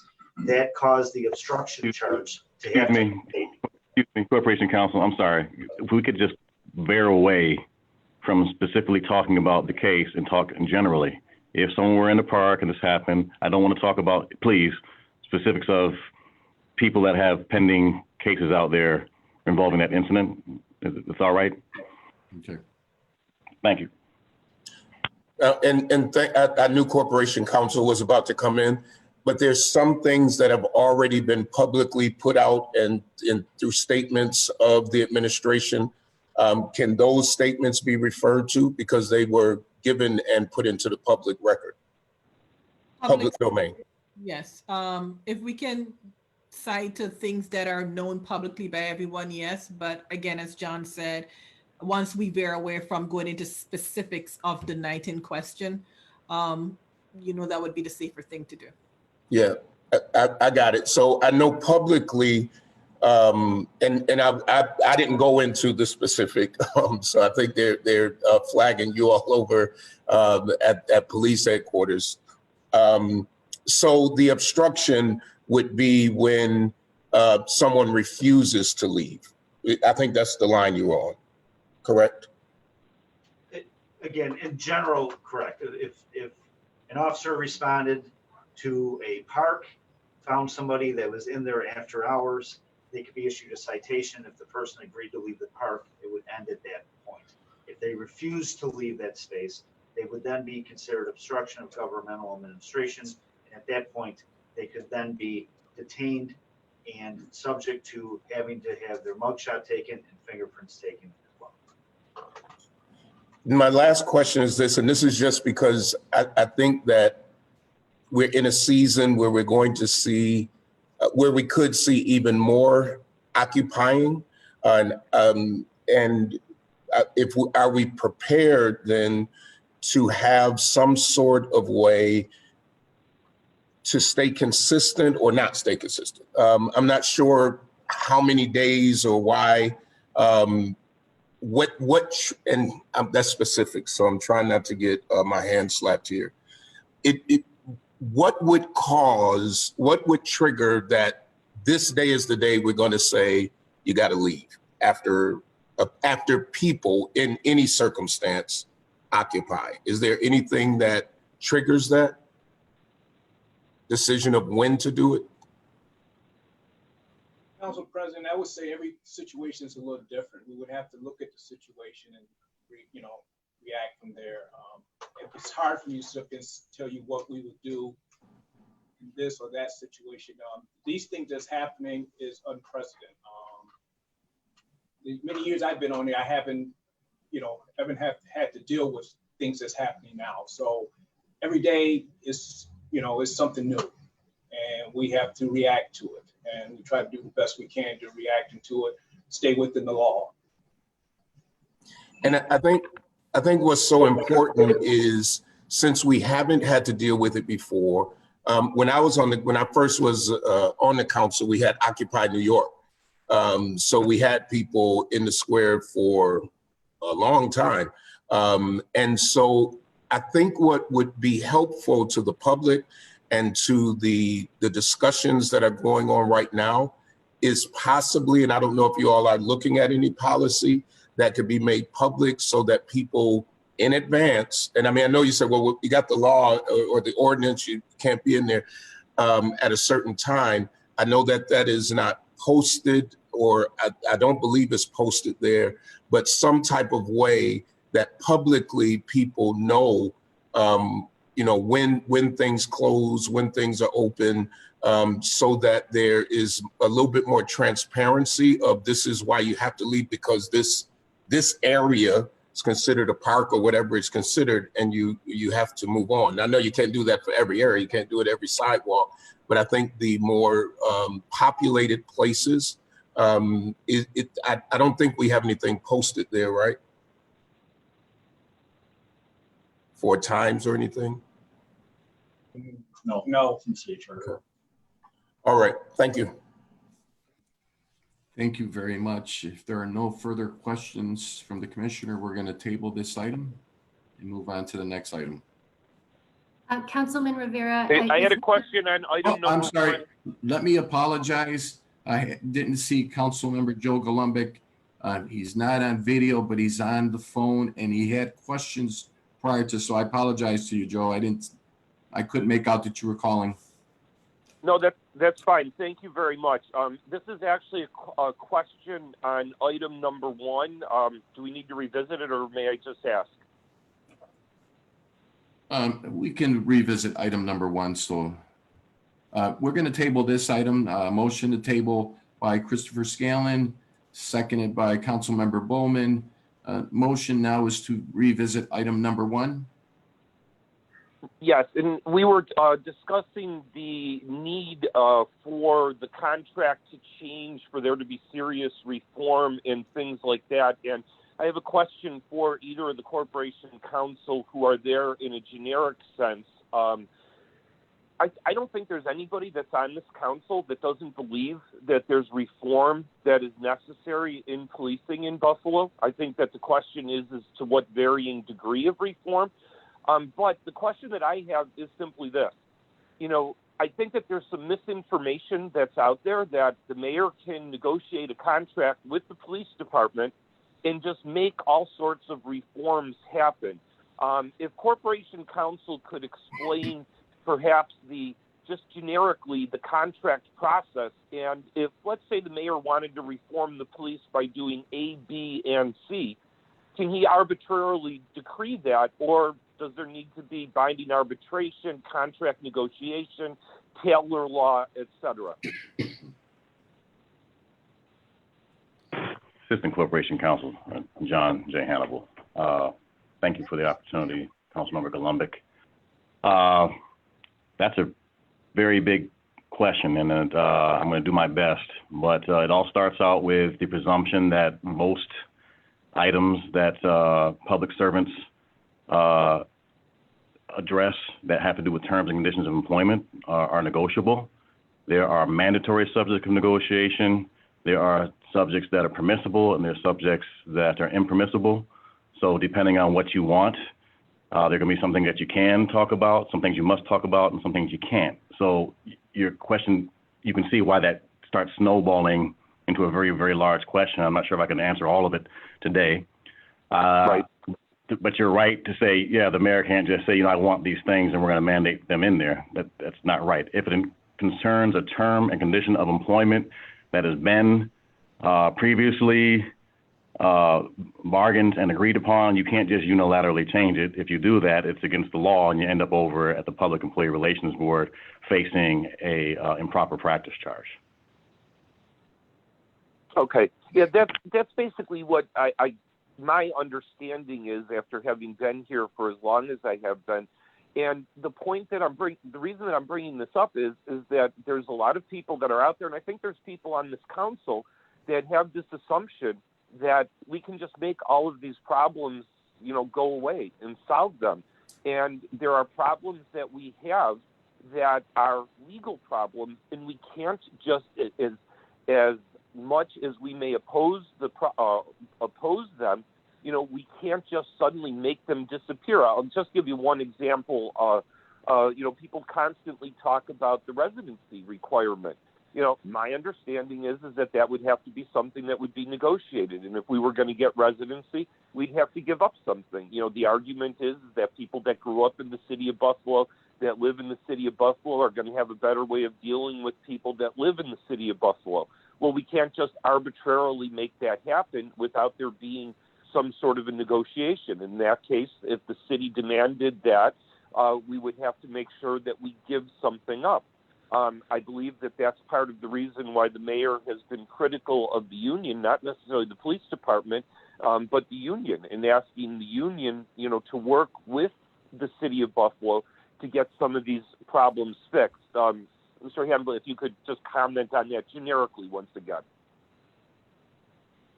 I can generically say I can't speak about what the proposals are on the table now by either side, but I can say in the past, residency was something that we had to negotiate.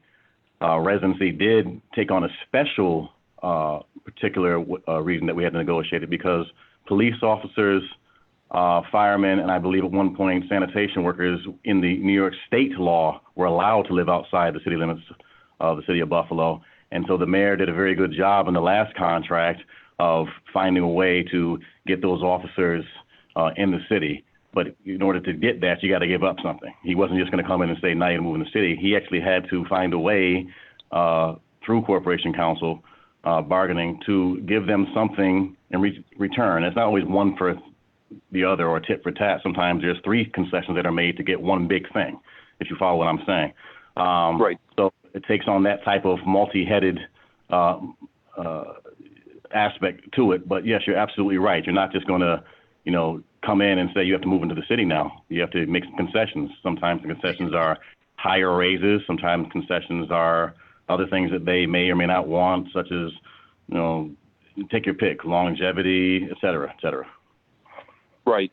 Okay. Yeah. Thank you very much. That's exactly what I was looking for as an answer, because that's been my understanding. And, once again, we've received phone calls, and just to give you an example, the demanding that we fire all 57 of the ERT employees from the City of Buffalo Police Department. Legally, we can't do that, even if we wanted to, and I certainly don't, but even if we wanted to, we can't do that. And, one of the concerns that I have is that we're going to throw so many things out on the table, but we need somebody that's going to be explaining, okay, well, you know what, you can throw this on the table, but it's a non-starter. And it's not a non-starter because we don't want it to be a non-starter. It's a non-starter because it goes against state law, the Taylor law, the contract negotiations, binding arbitrations. And the concern that I have is that, quite honestly, it seems that there's too many things that we on this council opine on, and we don't actually have the facts in front of us. And that sets up, I think, very, very false possibilities with residents in the city of Buffalo. And that's why I've said in the past that I support the reform efforts that the mayor's been working with, because he knows legally what we can and what we can't do. So I just want that out there for people to understand that whether we like something or not, we have to follow the New York state law, and we have to make sure that everything that we do is New York state law. And once again, when it comes to contracts, we can't just arbitrarily make things happen. There's deals that have to be cut. There's things that have to be given up by both sides in order for certain things to happen. And we can't just say, okay, here's a contract, you're going to do everything that we want. It's never going to get passed or approved. So these are just some concerns that I have. Thank you. Council President, and then Rashid Wyatt. Thank you, Mr. Chair. And I have some concerns, and those concerns are about people's lives at the end of the day. I have some concerns, and those concerns are that we are about to go into the city or the administration is in talks about the contract. And contracts are not just one-sided. It is not just about what is easy to do and what has been there, because at the end of the day, we're lawmakers, and regardless of whether that's state law or federal law, we elect people in the state and federal government. And real reform is going to take real hard work. And at the end of the day, it is going to take some changes, not only to a policy, some policies that have been there anyway, or that police didn't do in the first place, but it's going to take real change all the way up the ladder. And at the end of the day, this is hard work. This is real hard work that people pay us to do. And so regardless of whether it is in the contract, because contracts are negotiated. Contracts are negotiated on both sides. So yeah, you're right. We may have to give up something, Mr. Chair. We may have to make some changes. We may have to change some things on both sides. And I think everybody on this call who has ever been a part of a union, who has ever had to wait on a contract, if times change, If times change and what is needed changes, then so should contracts. And if we don't do that, then all of this talk of reform, maybe some of us don't want reform. Maybe that's the deal. Maybe some people just want the protesters to go away and for everything to be quiet. I don't. And so at the end of the day, for those things to happen, and while we have the opportunity, we haven't been presented a contract yet. It's still negotiated. So there are some things that could benefit police that are still on the table, I'm sure. But daggone it, there's some things that need to be able to benefit human life. There's some things that need to be able to protect even police in this contract from some of the questions that we even heard earlier from my colleague. And I'm not afraid to say it, that while we have this window open, no, we cannot sit back and go, well, we can't do this and we can't do that. Well, what can we do?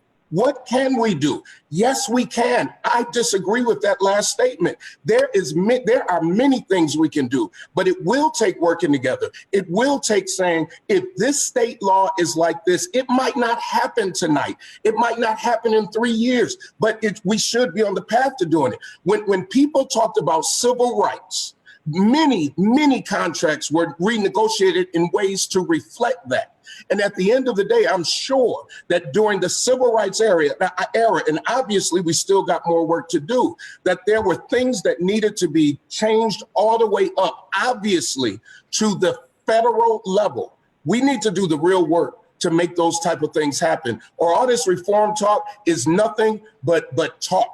And at the end of the day, if there's not policy change, if there is not change in contracts, if there is not change in laws, we're just waiting then for people to go away. But the problem is when people go away, things just bubble back up. And it may not be me who have to deal with it. It may not be any of my colleagues, but somebody's sooner or later going to have to deal with it. And we're going to stop acting as if what we can't do, because that's not what people want to hear. That's not what I want to hear about what we can't do. I want to hear what can you do? And if state law does not allow it, every 2 years, we elect state representatives. Then what's the agenda? What are we asking them to do? What home rule message are we sending from this council? I just wanted to say that, Mr. Chair, because I want to make it plain.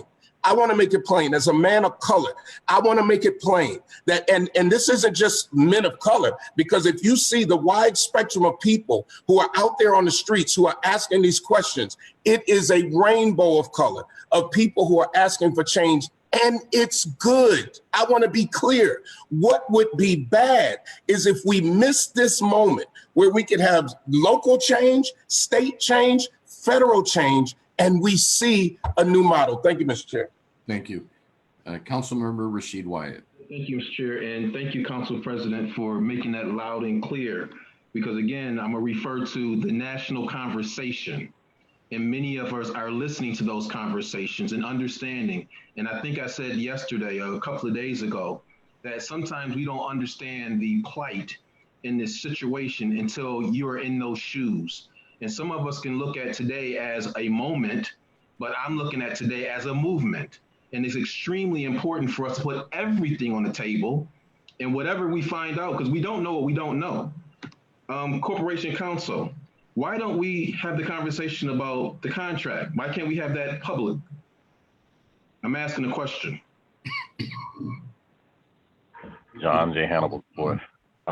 Traditionally, when you enter into contract negotiations with the unions, it's understood and agreed upon between the parties that the proposals that are put on the table are confidential until it gets to a point where it's ready to be made public.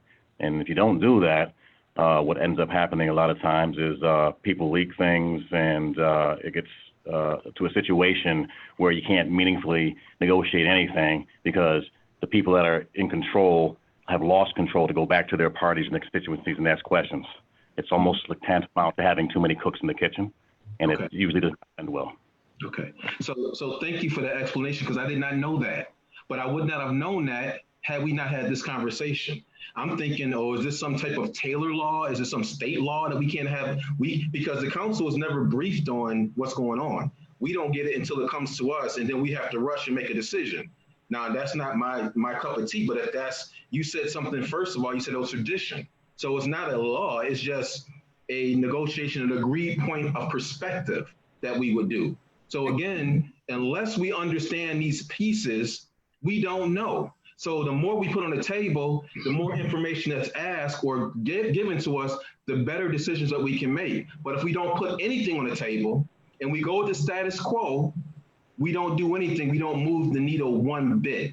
And this council member is not going to sit at the table waiting for something to happen, waiting for somebody else to come see us, waiting for another protest when we've all been clearly given information and heard loud and clear. We demand change. We want change. We don't want lip service. That's been loud and clear, but some of us may not have got that message. Some of us may live in another alternative world. That today, what happened to George Floyd, what happened to Mr. Brooks, can happen to my son. It can happen to my nephew. It can happen to other people of color. And sometimes we don't understand the urgency of now. And we think that we have tomorrow and we can wait for tomorrow, or we can wait till people come to the table and say, oh, we want to do something nice.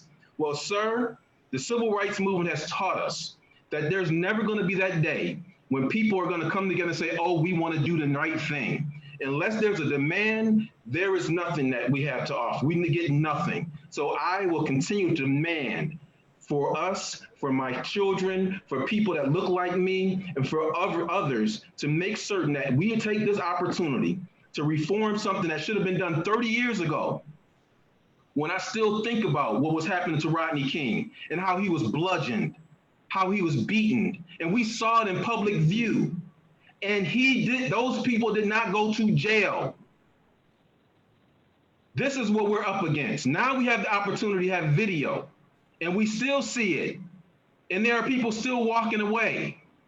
So the time is now, not next year, not tomorrow, now, for us to make healthy change. And I do agree. I do believe right now we have the people at the table who are very concerned and want to make change. And we need to do it now. We don't need to wait. So all the questions that need to be answered, all the concerns that need to be put on the table, even if we don't have the answers, we put them on the table so we get the answers. Because as a lawmaker, that's our job. Some people want to do the easy things. Some people want to do the hard things. But real leaders lead. They don't follow. Thank you, Mr. Chair. Councilmember Brian Bowman. Thank you, Mr. Chair. I just want more of a statement than anything right now. I come to this table with an open mind. We're here in the Police Oversight Committee. The reason I question internal affairs and what we hear from our constituents regarding the Commission on Citizens' Rights is that they're going to these outlets, these mechanisms that we have for police oversight, and they're not happy with the result. So as far as the last item that came before us regarding a citizens board, I'm open mind on that, and I think we push forward with something like that, because that could be real meaningful change where we restore confidence, the public confidence in us, that we're listening to them, that we're hearing them, and it's individuals that are qualified and independent. But I'm just saying, I'm here at this table with an open mind and ready to do the work. Thank you, Mr. Chair. Councilmember Mitch Nowakowski. Thank you, Mr. Chair.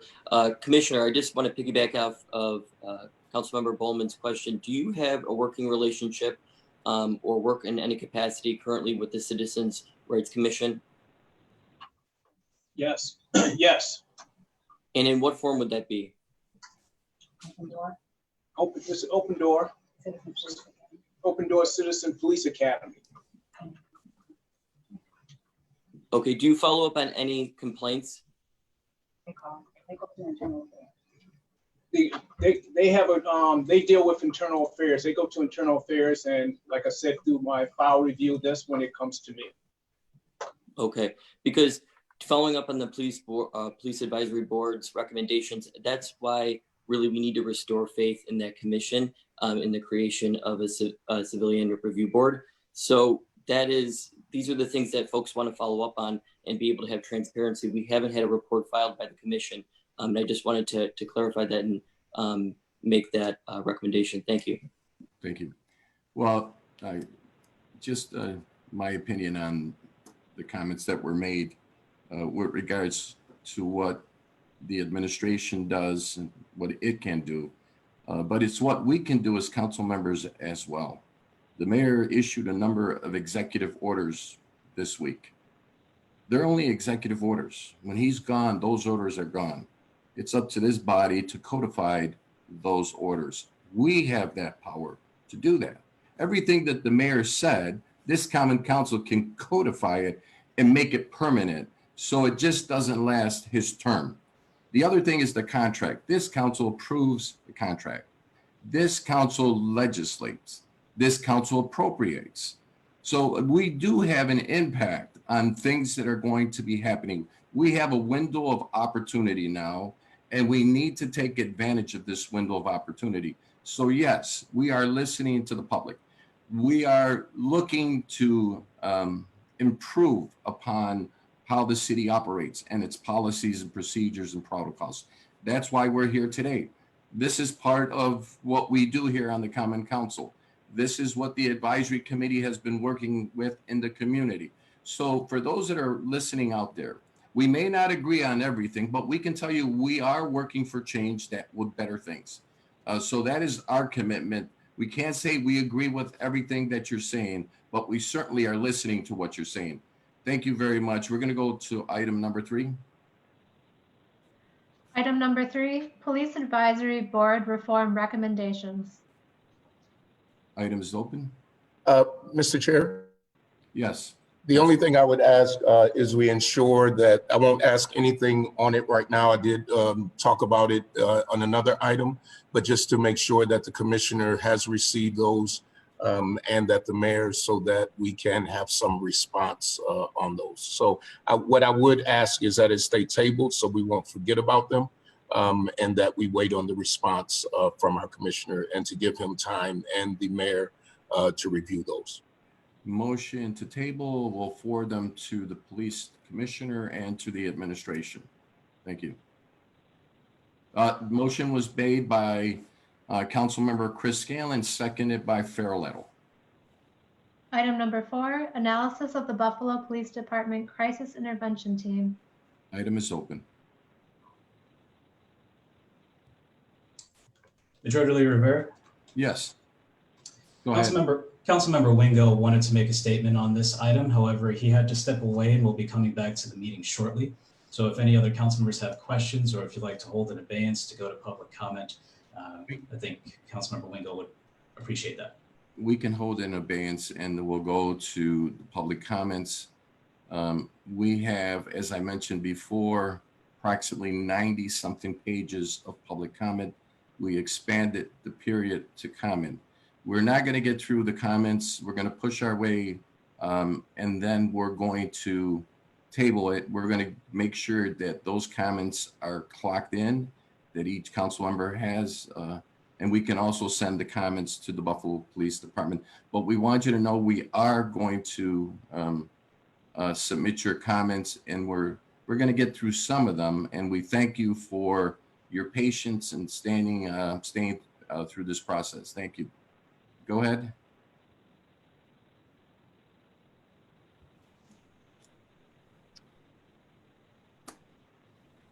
Now, can you tell us if this is a group comment? Because some of them are similar. Are these individual, or do you lump them into a group?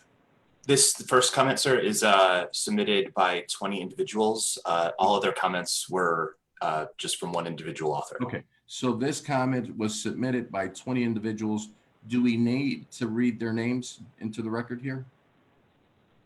At the end of the comment, we have their names listed. Okay, thank you. Go ahead. Okay, so comment number 1. Hello, throughout my life, I have been pulled over by the Buffalo Police for no reason, and I have been threatened with use of force for things that are not crimes.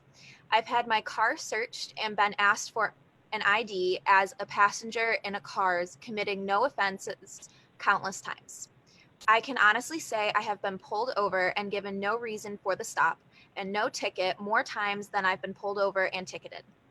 I've been denied access to private establishments by police officers working against your own rules at places serving liquor.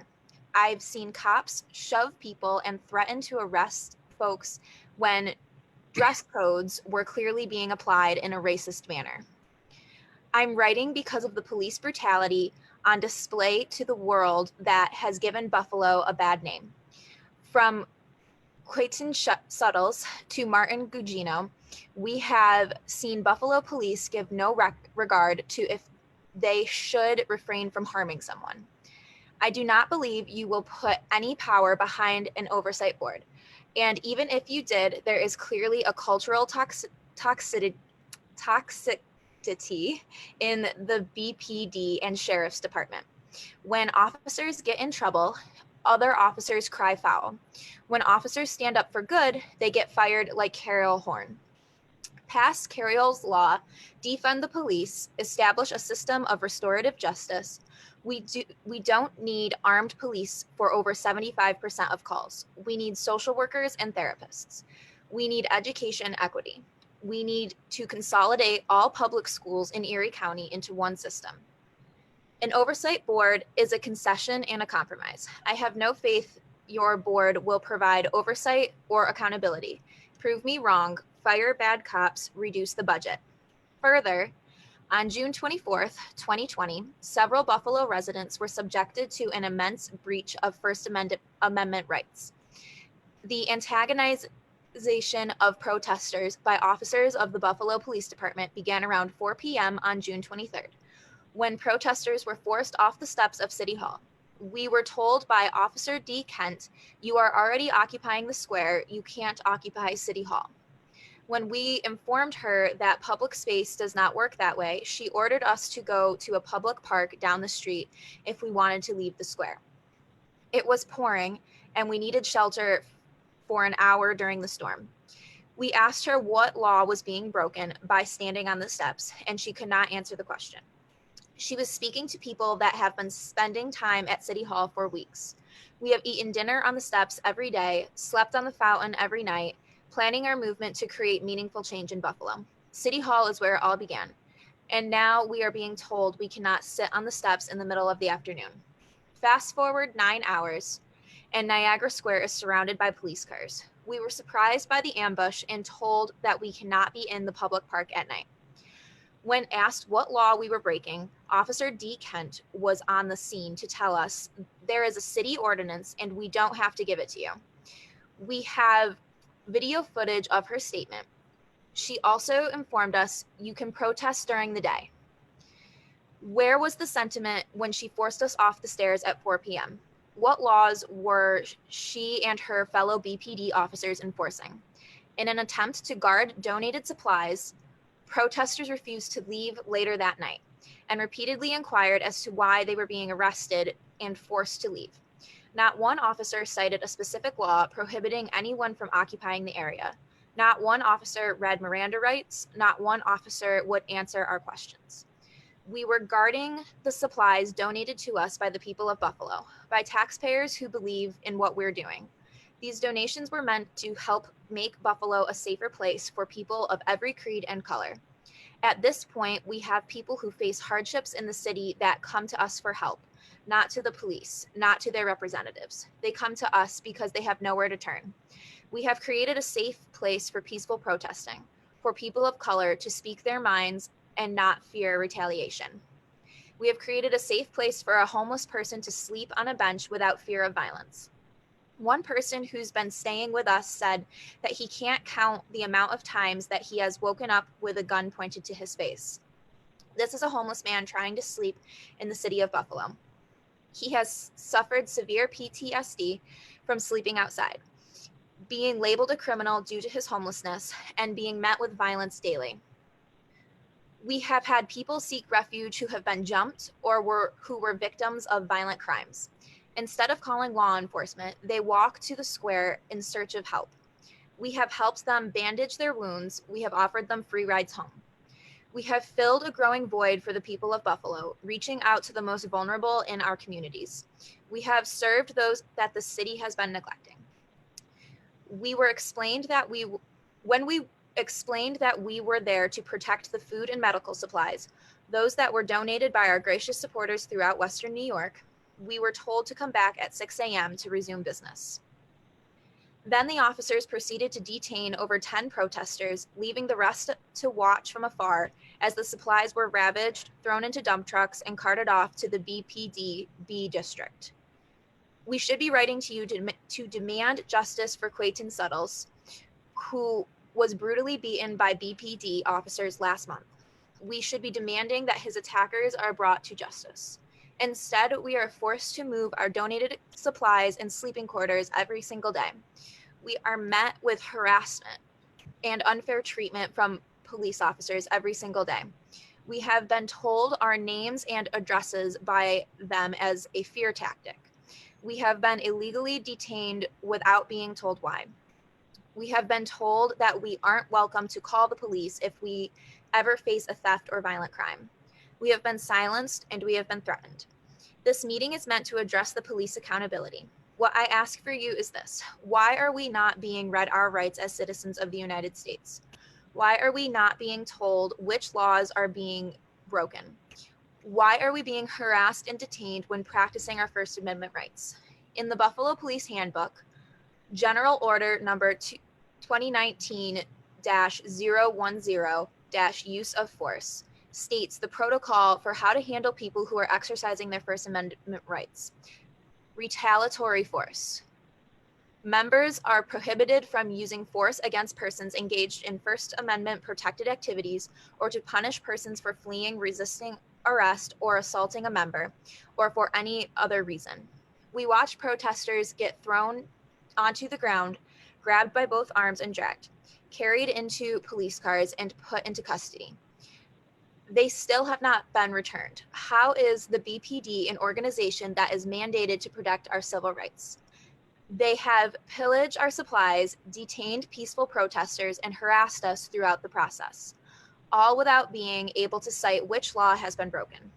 This is a disgusting abuse of power against a body that aims to take away excessive police funding and put that money into the schools and communities of Buffalo.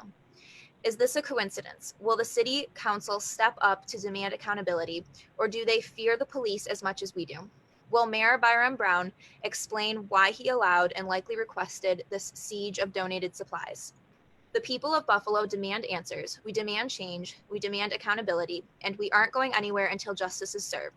Submitted by the following individuals: Rachel Dominguez, Sydney O'Shea, Connor Stillwell, Nadine Pearson, Michael Supernault, Grace Speranza, Nizaya Cruz, Joseph Parshall, Helen Butler Capeglia, Kelly Grunette, Jeff Sipos, Madeline Tapierna, Devin Bright, Bridge Ranch, Isaiah Chokaiski, Christina Stock, Joseph Parshnall, Sydney Flanagan, Christian Brown.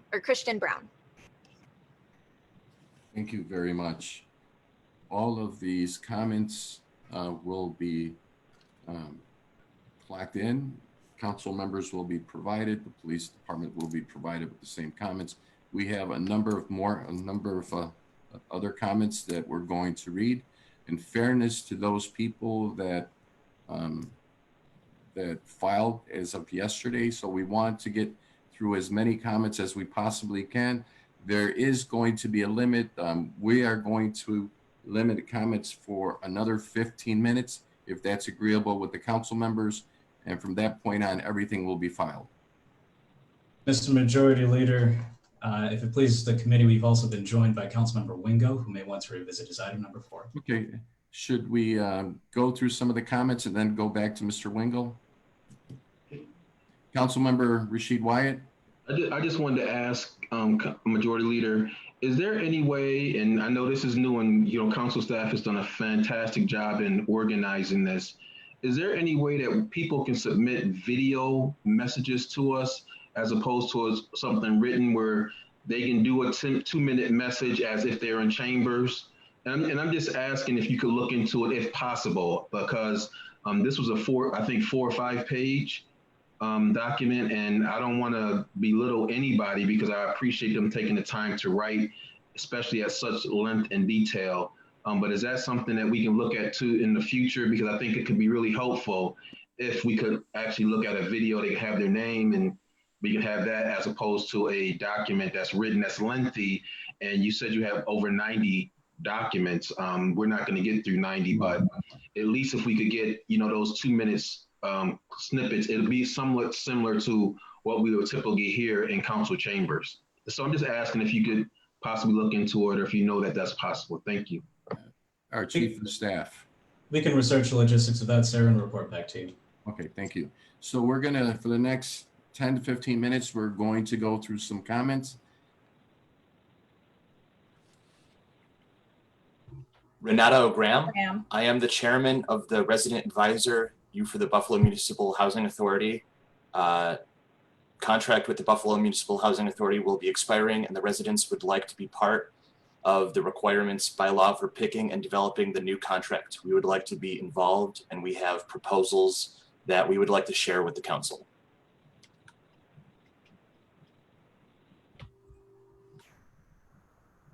Jenna Hurdkind. Dear Buffalo Common Council members, my name is Jenna, and I'm a resident of the Buffalo, New York in Elmwood Village.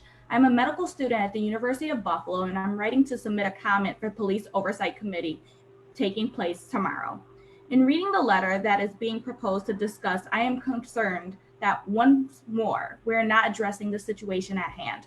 The letter asks questions about logistics and executions of policing as we currently know it, namely who, what, when, how are decisions made, and who enacts them. It implies to seek accountability within the existing system.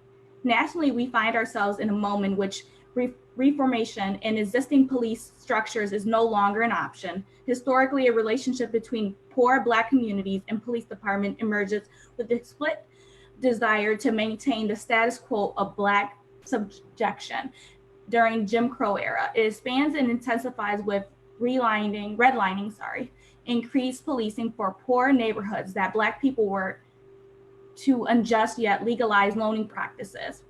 And it continues to this day in murdering poor Black men and women at rates triple that of white Americans. We are in a moment of revelation and the status quo is being thrown off. Minneapolis, has paved the way for forwarding, commenting, and dissolution of their police force. It was epicenter of progressive reform and accountability-oriented measures to curb police brutality, and yet they disband. They dissolve, they recognize that there were no amount of money or reform that will change the system, that it must be defunded entirely. So as Police Oversight Committee meeting happens tomorrow, a title which itself suggests that more money will be devoted to increasing accountability for the Buffalo Police Department, I implore you to think about which side of history will you stand on. Decide to reduce the police budget, not to increase it in the name of reform. Reallocate resources when you don't know how to do that. Look to the Black Love Resist in the Rust for ideas and partnership. We are members of great, beautiful, deeply flawed city. Work with us to make it great and beautiful for everyone. The debate is over. The path forward is clear, though it may be scary for you. Defund the police. Next comment. Jacqueline Hayden. I support Councilman Scallan's letter of June 9th, 2020 requesting answers. If my understanding of the riot squad's procedure is correct, the officers performed their job as trained and followed orders given to them by their superiors. No way should these cops be penalized and lose their careers for doing their job as instructed. Equally, if not more disturbing, was the rush to judgment and public shaming of these law enforcement officers by public officials and the filing of charges with no investigation whatsoever. A cop and his family live in fear that he or she may not come home from their next shift. They do not need or deserve the added worry of getting fired and brought up on charges for doing their job. If reform is necessary, new procedures, retraining of police, yes. However, crazy as it sounds, retraining of the public is also necessary. There will always be Monday morning quarterbacks critiquing the job performed by police, and unfortunately, the media will always be right there to give just enough details to create public outcry. I submit that the wearing of a mask during this season of COVID gives the perfect opportunity for anyone hypocritical of the workings of police to put on a uniform and ride along with officers as they navigate the horrors of our streets. Thank you. We're going to allow for 3 more comments, and then we're going to go back to the item we have in abeyance. Charlie Best. I am writing because I am seriously concerned about how protesters have been treated at Niagara Square on June 23rd and 24th by the Buffalo Police Department. The protesters have released a statement, which I am including below, about how they have been treated by BPD. I am concerned about how the protesters were not described the ordinance which they were allegedly in violation of. During the day, they were not given notice to clear out at night. I do not understand why protesters aren't allowed to be at the square at night. They have been there for weeks and have not broken any laws. I have witnessed them cleaning the square regularly and being respectful to the space they are in. I don't understand why BPD was so forceful about the arrest of the protesters or why the square needed clearing at all. No reason was given other than the police stating the protesters just can't be there. Literally, the police were there to only protect state property, not the people. There is no one clear reason why they were arrested in the early morning on June 24th and not any other night.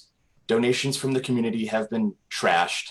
There is not a documented instance of police trying to simply talk to the protesters or reach a solution that did not involve arrest. John Rafael Pizarro. Good afternoon. I am a research counsel for the City of Albany Common Council. I wanted to submit to our sister city what our Common Council has proposed to affect the police reform in our city. I will be watching the committee meeting and will be available if the Common Council members of Buffalo would like to discuss further what we are doing, and an attachment was submitted. We'll have Mr. Pichardo's attachment when we file the item in its entirety. Nina Vega Westhoff. Dear Buffalo Common Council, I am a teaching artist and the parent of a young toddler here in Buffalo, New York, which is why we'll keep this short. This isn't the time for minor reforms. LA slashed their police budget. British cops don't carry guns, and Minneapolis is disbanding their police altogether. This community has lost too many to police violence already. I stand with Black Love Resists and the Russ call to dissolve the Buffalo Police Department. I stand with the free people of Western New York and their call for fair fines and fees. Please read and listen to their suggestions. Divest from BPD and invest in Black communities. Thank you for your time. Thank you. Thank you for all of those that are watching and those that have commented. We ask you to continue to comment. I'm going to go back to an item that we held in advance.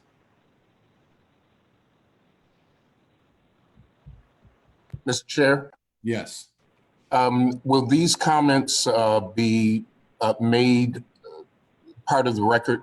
Yes, they will all be part of the public record. Including the others that we did not read, correct? Absolutely. All 90 plus pages of comments will be part of the public record.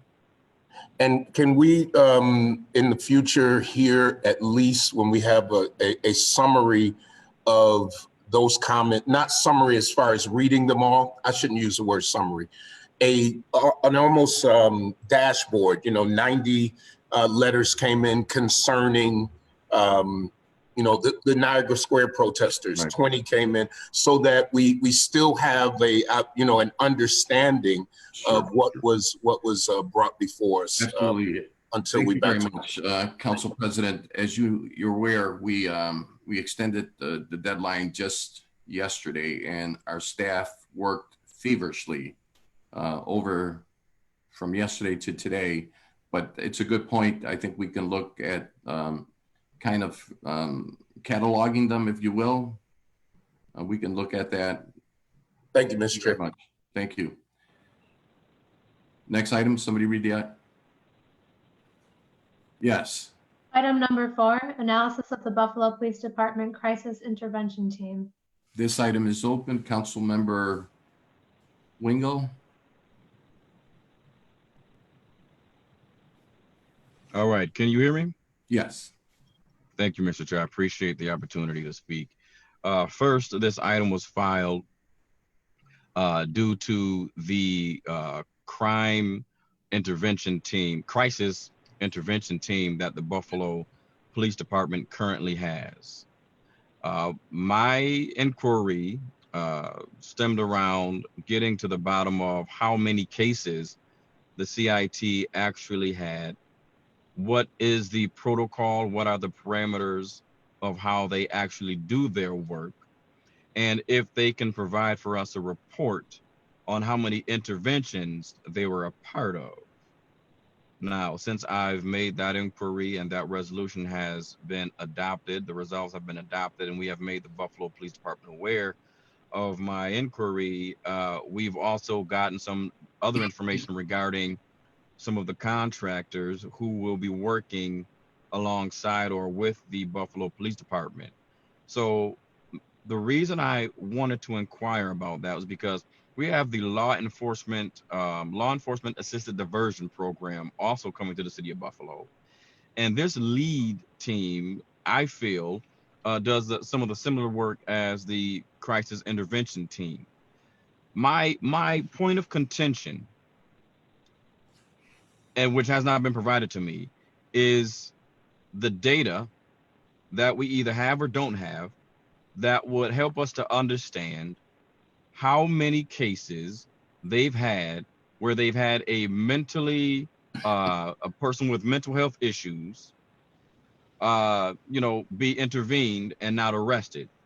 Just like if we have a youth diversion program and they go into that diversion program, there is a case manager and they can tell us exactly how many cases they've had. I'm concerned about the mental health issues. I'm concerned about the mental health component. I want to limit, especially if a law enforcement officer in this climate is a trigger to our communities. And if you are a trigger, plus the added variable of a person having mental health issues, we should have trained professionals, licensed clinical social workers, people who all they do is specialize in mental health, to immediately go and perform these de-escalation techniques and move on and so forth. Because if someone is decompensating in front of a police officer may not have the education and the experience to de-escalate that person without having to use force. If we could remove this component and ensure that the city of Buffalo has an independent team of workers who are not controlled by the union, I think that would be most helpful. So to circle all the way back around to the resolution, I would like for the BPD to speak on the CIT and the LEAD programs, the crisis intervention team, as well as the law enforcement assisted diversion program, and help the public to understand what the purpose of these programs are. And I would also like for them to talk about how these programs are not duplicative, and also to give us an idea of when they're going to actually start working these programs so that we can limit the exposure of law enforcement in situations where they don't necessarily need law enforcement, but they need someone to literally de-escalate a situation clinically. Thank you, Councilmember. Who in command staff will respond to that? I'll respond to that, Captain Ronaldo. So the crisis intervention training program was started back in, I believe it was 2016. We started training members of the department. To date, over 120 some odd members have received the training. It's an extensive training program consisting of 40 hours of training, as well as then ride-alongs with clinicians.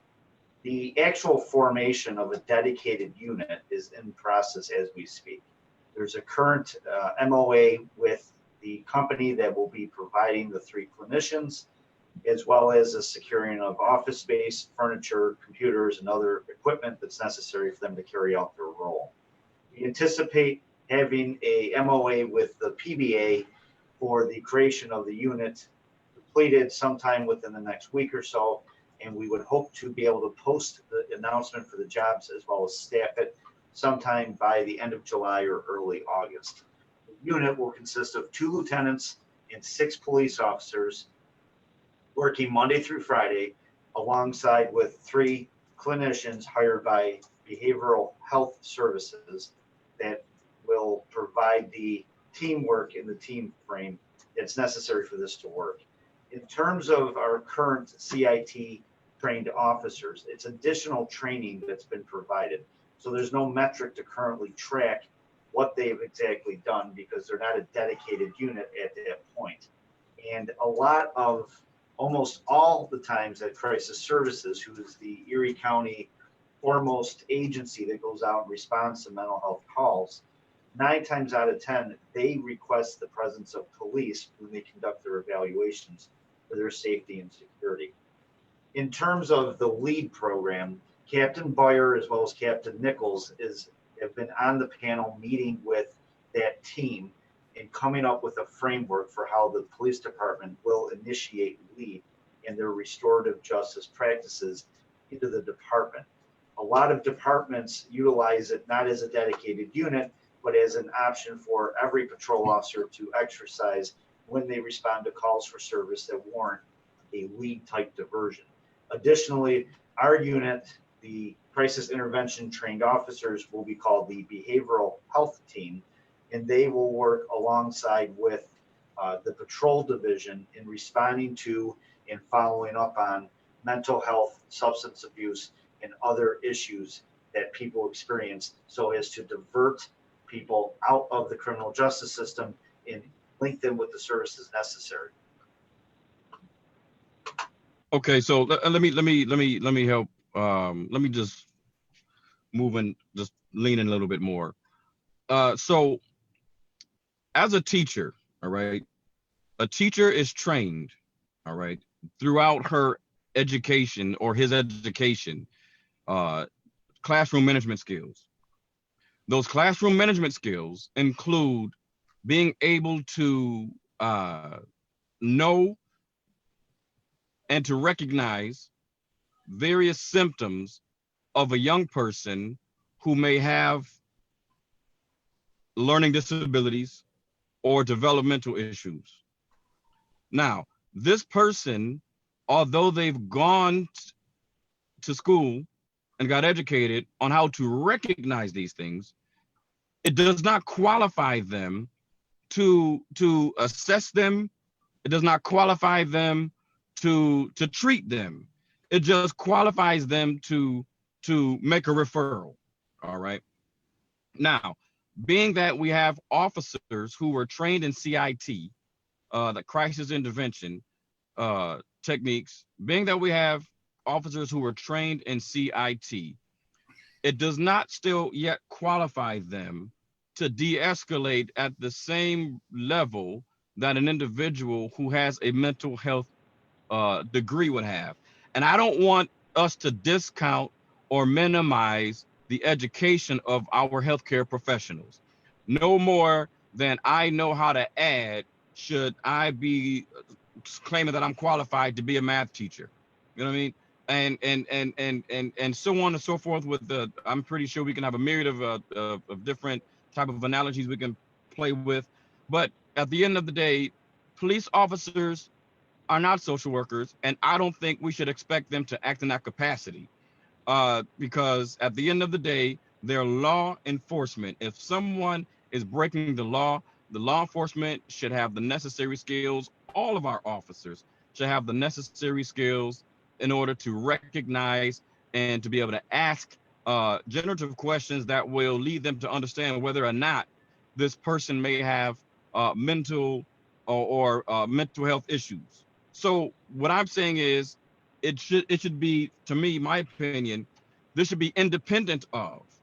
And I think that there's a lot of professionals out here. I have several professionals who are certified licensed clinical social workers who have done the residencies and done the hours. They have gone through.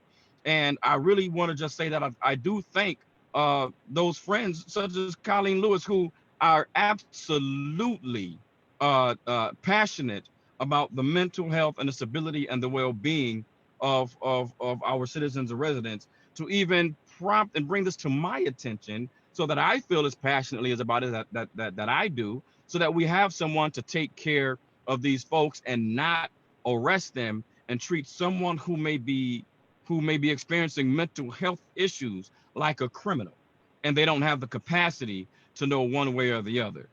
And then I'm a little discouraged. I'm a little discouraged and disappointed that we don't have any data that would show us how to move forward in tracking how many people we've encountered who may have been arrested, but then they've ended up in a mental health institution, or they ended up at ECMC because it was too late at that time after you've already arrested them and they already have they are in handcuffs in a police car, that they're now being rerouted to ECMC. When if we could maintain the dignity of these folks from the onset, I think that will make a major difference. And I would love to be a part of that discussion moving forward to make sure that whatever framework we put together, however this is set up, I would like for all of us, even though I know Captain Bayer is a trained, what is she trained in,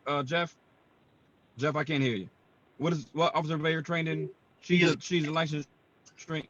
He's the crisis intervention training coordinator for the department. Yeah. So what I'm saying is, even with having folks who are trained to help recognize these things, it's like teachers are trained to recognize, students with certain characteristics. We need to have an independent piece. Again, like I'm gonna say this again, a piece that the union can't control.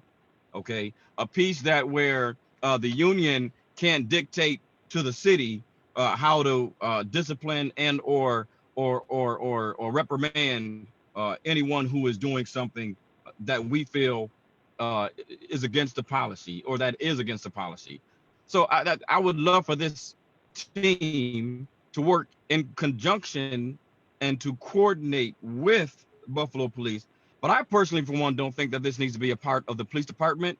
I think that the funding that we are using to use for this crisis intervention and lead ought to go toward an independent program that works with police and still train our officers so the officers can recognize and know what's happening. But I personally believe that this is a major issue, and that if we could limit the contact with police, and again, too, like you said before, we can absolutely have the police working right alongside, just in case if things do happen to turn for the worse. But I have full confidence in our mental health professionals that they will only use the police in a situation where they can no longer control an individual who has become violent or is, again, decompensating in front of everyone, and now they become a danger to themselves and to others. So if we could possibly, and I'll close up, if we could possibly please gather some data as far as how many people we have had arrested who were rerouted into mental health institutions, because all of those arrests could have been avoided. Now, are we going to work on that that data? I'm sorry. So the data you're looking for exactly is how many mental health 941, 945s, 2209s the police department made? If those are the code numbers, then yep. See, I don't know what you're talking about, Jeff. Captain, I don't know what you're talking about. So again, I don't want to diminish the police's role. I don't want to diminish mental health counselors and all the education that they've gone through, the countless hours that they've sat with people, and they can recognize certain behaviors. I don't want to discount anyone throughout this entire process, but I do believe we need the data that would help us to know how many people have been arrested who ended up being rerouted to a mental health institution. And I think that data would be helpful to everyone. But is that data available right now? Yes or no? Is that something you'll have to compile?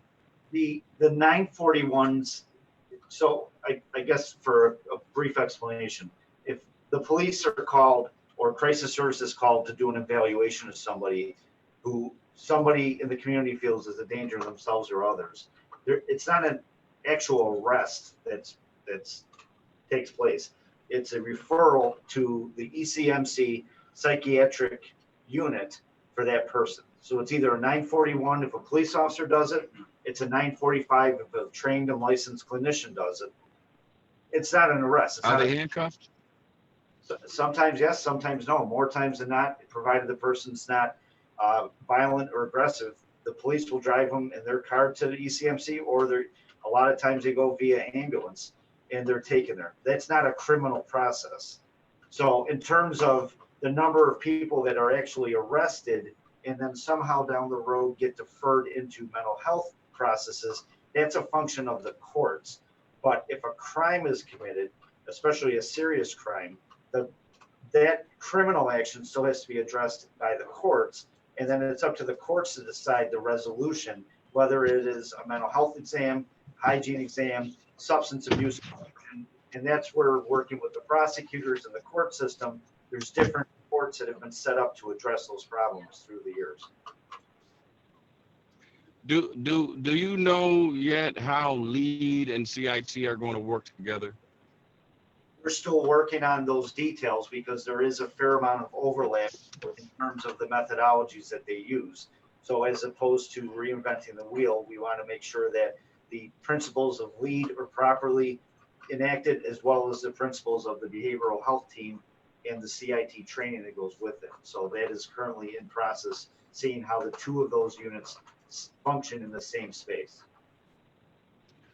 Okay, now also, lastly, and I think I said this before, but I apologize, but lastly, is it too hard of a lift for this to be a team that is not a part of the Buffalo Police Department? Because I don't want to minimize this in any kind of way, shape, form, or fashion by just saying I got training in this, I know how to do this, or I know how to recognize that. I would like to know that we are dispatching professionals to deal with folks who are who have mental health issues. Well, my answer to that would be, sir, I believe it's the federal grant was secured by Endeavor Health? Yes. Endeavor Health, and they won the grant to provide the clinicians to work with the police department. So it is a separate company that is funded through a grant to provide the clinicians that will be working in the unit.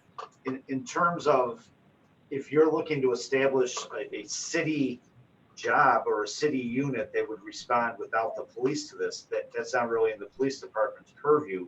That would be an action for your body, I believe, to look at funding and creating that position.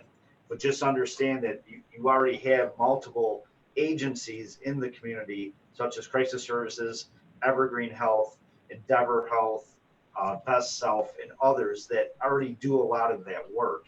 So our response to those calls for service a lot of times is at the request of those agencies that want us there for their safety while they conduct these evaluations and referrals. So even though we have all of these agencies, we don't have any data still? We still don't have any data? They're private agencies. They don't work for the city of Buffalo. And a lot of it is HIPAA protected data that they would probably not be willing to release. Right, and I think that's why I'm asking if we can have our own health professionals working for the city, working with the police department, that when Erie County dispatch is called, it reroutes to this number instead of going straight to 911. And I apologize for I'm coming from a service right now, so. Again, it's not something that we're opposed to. It's something that would have to be set up independent of the police department. It's not a function of the police department. Once the BHT team is formed, we will have a lot of data and metrics in terms of how many calls for service they respond to, how many referrals are made, how many cases they take over from the criminal court system, how many cases they follow up on where a person is 941 on Monday by crisis services and the police, and on Tuesday, the behavioral health team and their clinicians get engaged to then make sure that this person gets the services and the items that they need so that they're not in the criminal justice system further. But that's all data that's yet to come once we have the team in place. So how many people have we trained in CIT so far? How many officers have been? I believe it's around 120 to 128 officers so far. 120. Okay. So how long have we had CIT? How long has it been established? About a year now. Well, the training started on a small scale basis back in 2016, and we've been expanding the training every year since. So what is the reason why all of the officers aren't trained yet? I'm sorry, sir, your phone cut out. What was the question? Because union contracts, overtime, what is it? Yeah, is it because of overtime, police contract? What? So the question is, why hasn't the entire patrol force been trained? Yeah, if it's been up and running for 4 or 5 years now. So I'm wondering why we haven't trained all of the officers yet. Sure. I mean, there's a myriad of reasons. It's an extended period of time. The current agreement with the collective bargaining agreement only allows us to train when officers are available. It's 3 consecutive days of training with a 4th day for a dedicated ride-along. So it's a matter of linking up the officers with the availability of the training schedule as well as the availability of their work schedule in order to conduct that training. And through the years, we've been successful in getting almost a third of the patrol force trained, and our plan is to continue rolling that training out. However, this year, due to COVID, all police training had to come to a stop, and we are currently in the process of reinitiating the training as per the recommendations and the guidelines from the governor's office. So we're only averaging about 30 cops a year? I couldn't tell you the exact numbers of how many each year have been trained, whether it was 30 one year or 80 another year. So again, I wouldn't be able to tell you that without researching that for you. Well, if we started training in 2016 and it's 2020, that's about 5 years, but we're not trained this year. 4.5 years, there's about 30 odd people, maybe if that much per year on average. I'm going to let this go because I do want to allow the community to speak, and I don't want to take too much of their time. But this conversation, I believe, is one that we can continue to have, especially along the lines of training our officers and ensuring that we have health professionals on call, ready to answer calls so that we don't have to worry about having those interactions with the public, but especially if the police is a trigger for some individuals. But Mr. Chair, I'm going to yield now. Thank you.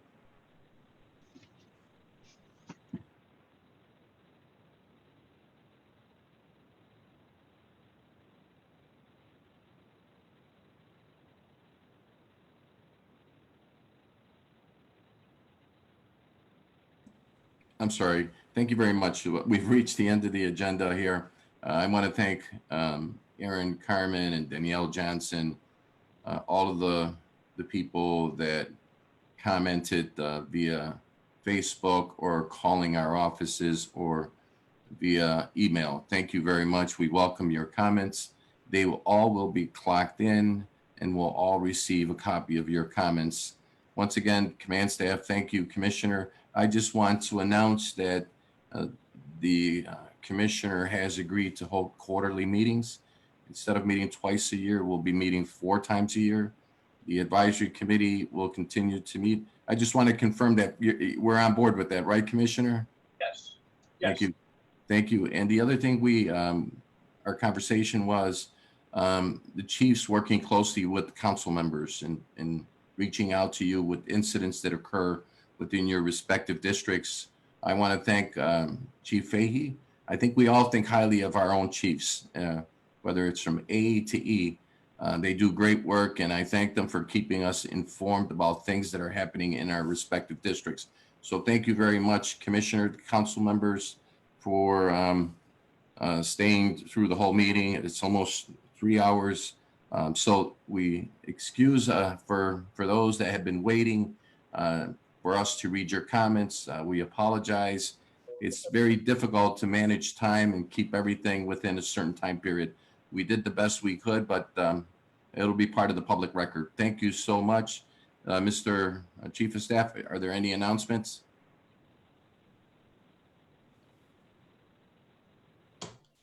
No, sir, no announcements at this time. No announcement. Thank you very much. Motion to adjourn by council Mr. member. Chair, we just need a motion on item number 4. Motion to table. A motion to table by Mr. Bowman, seconded by council member Scanlon. We're all set. Motion to adjourn by council member Rashid Wyatt, seconded by Mr. Bowman. Thank you.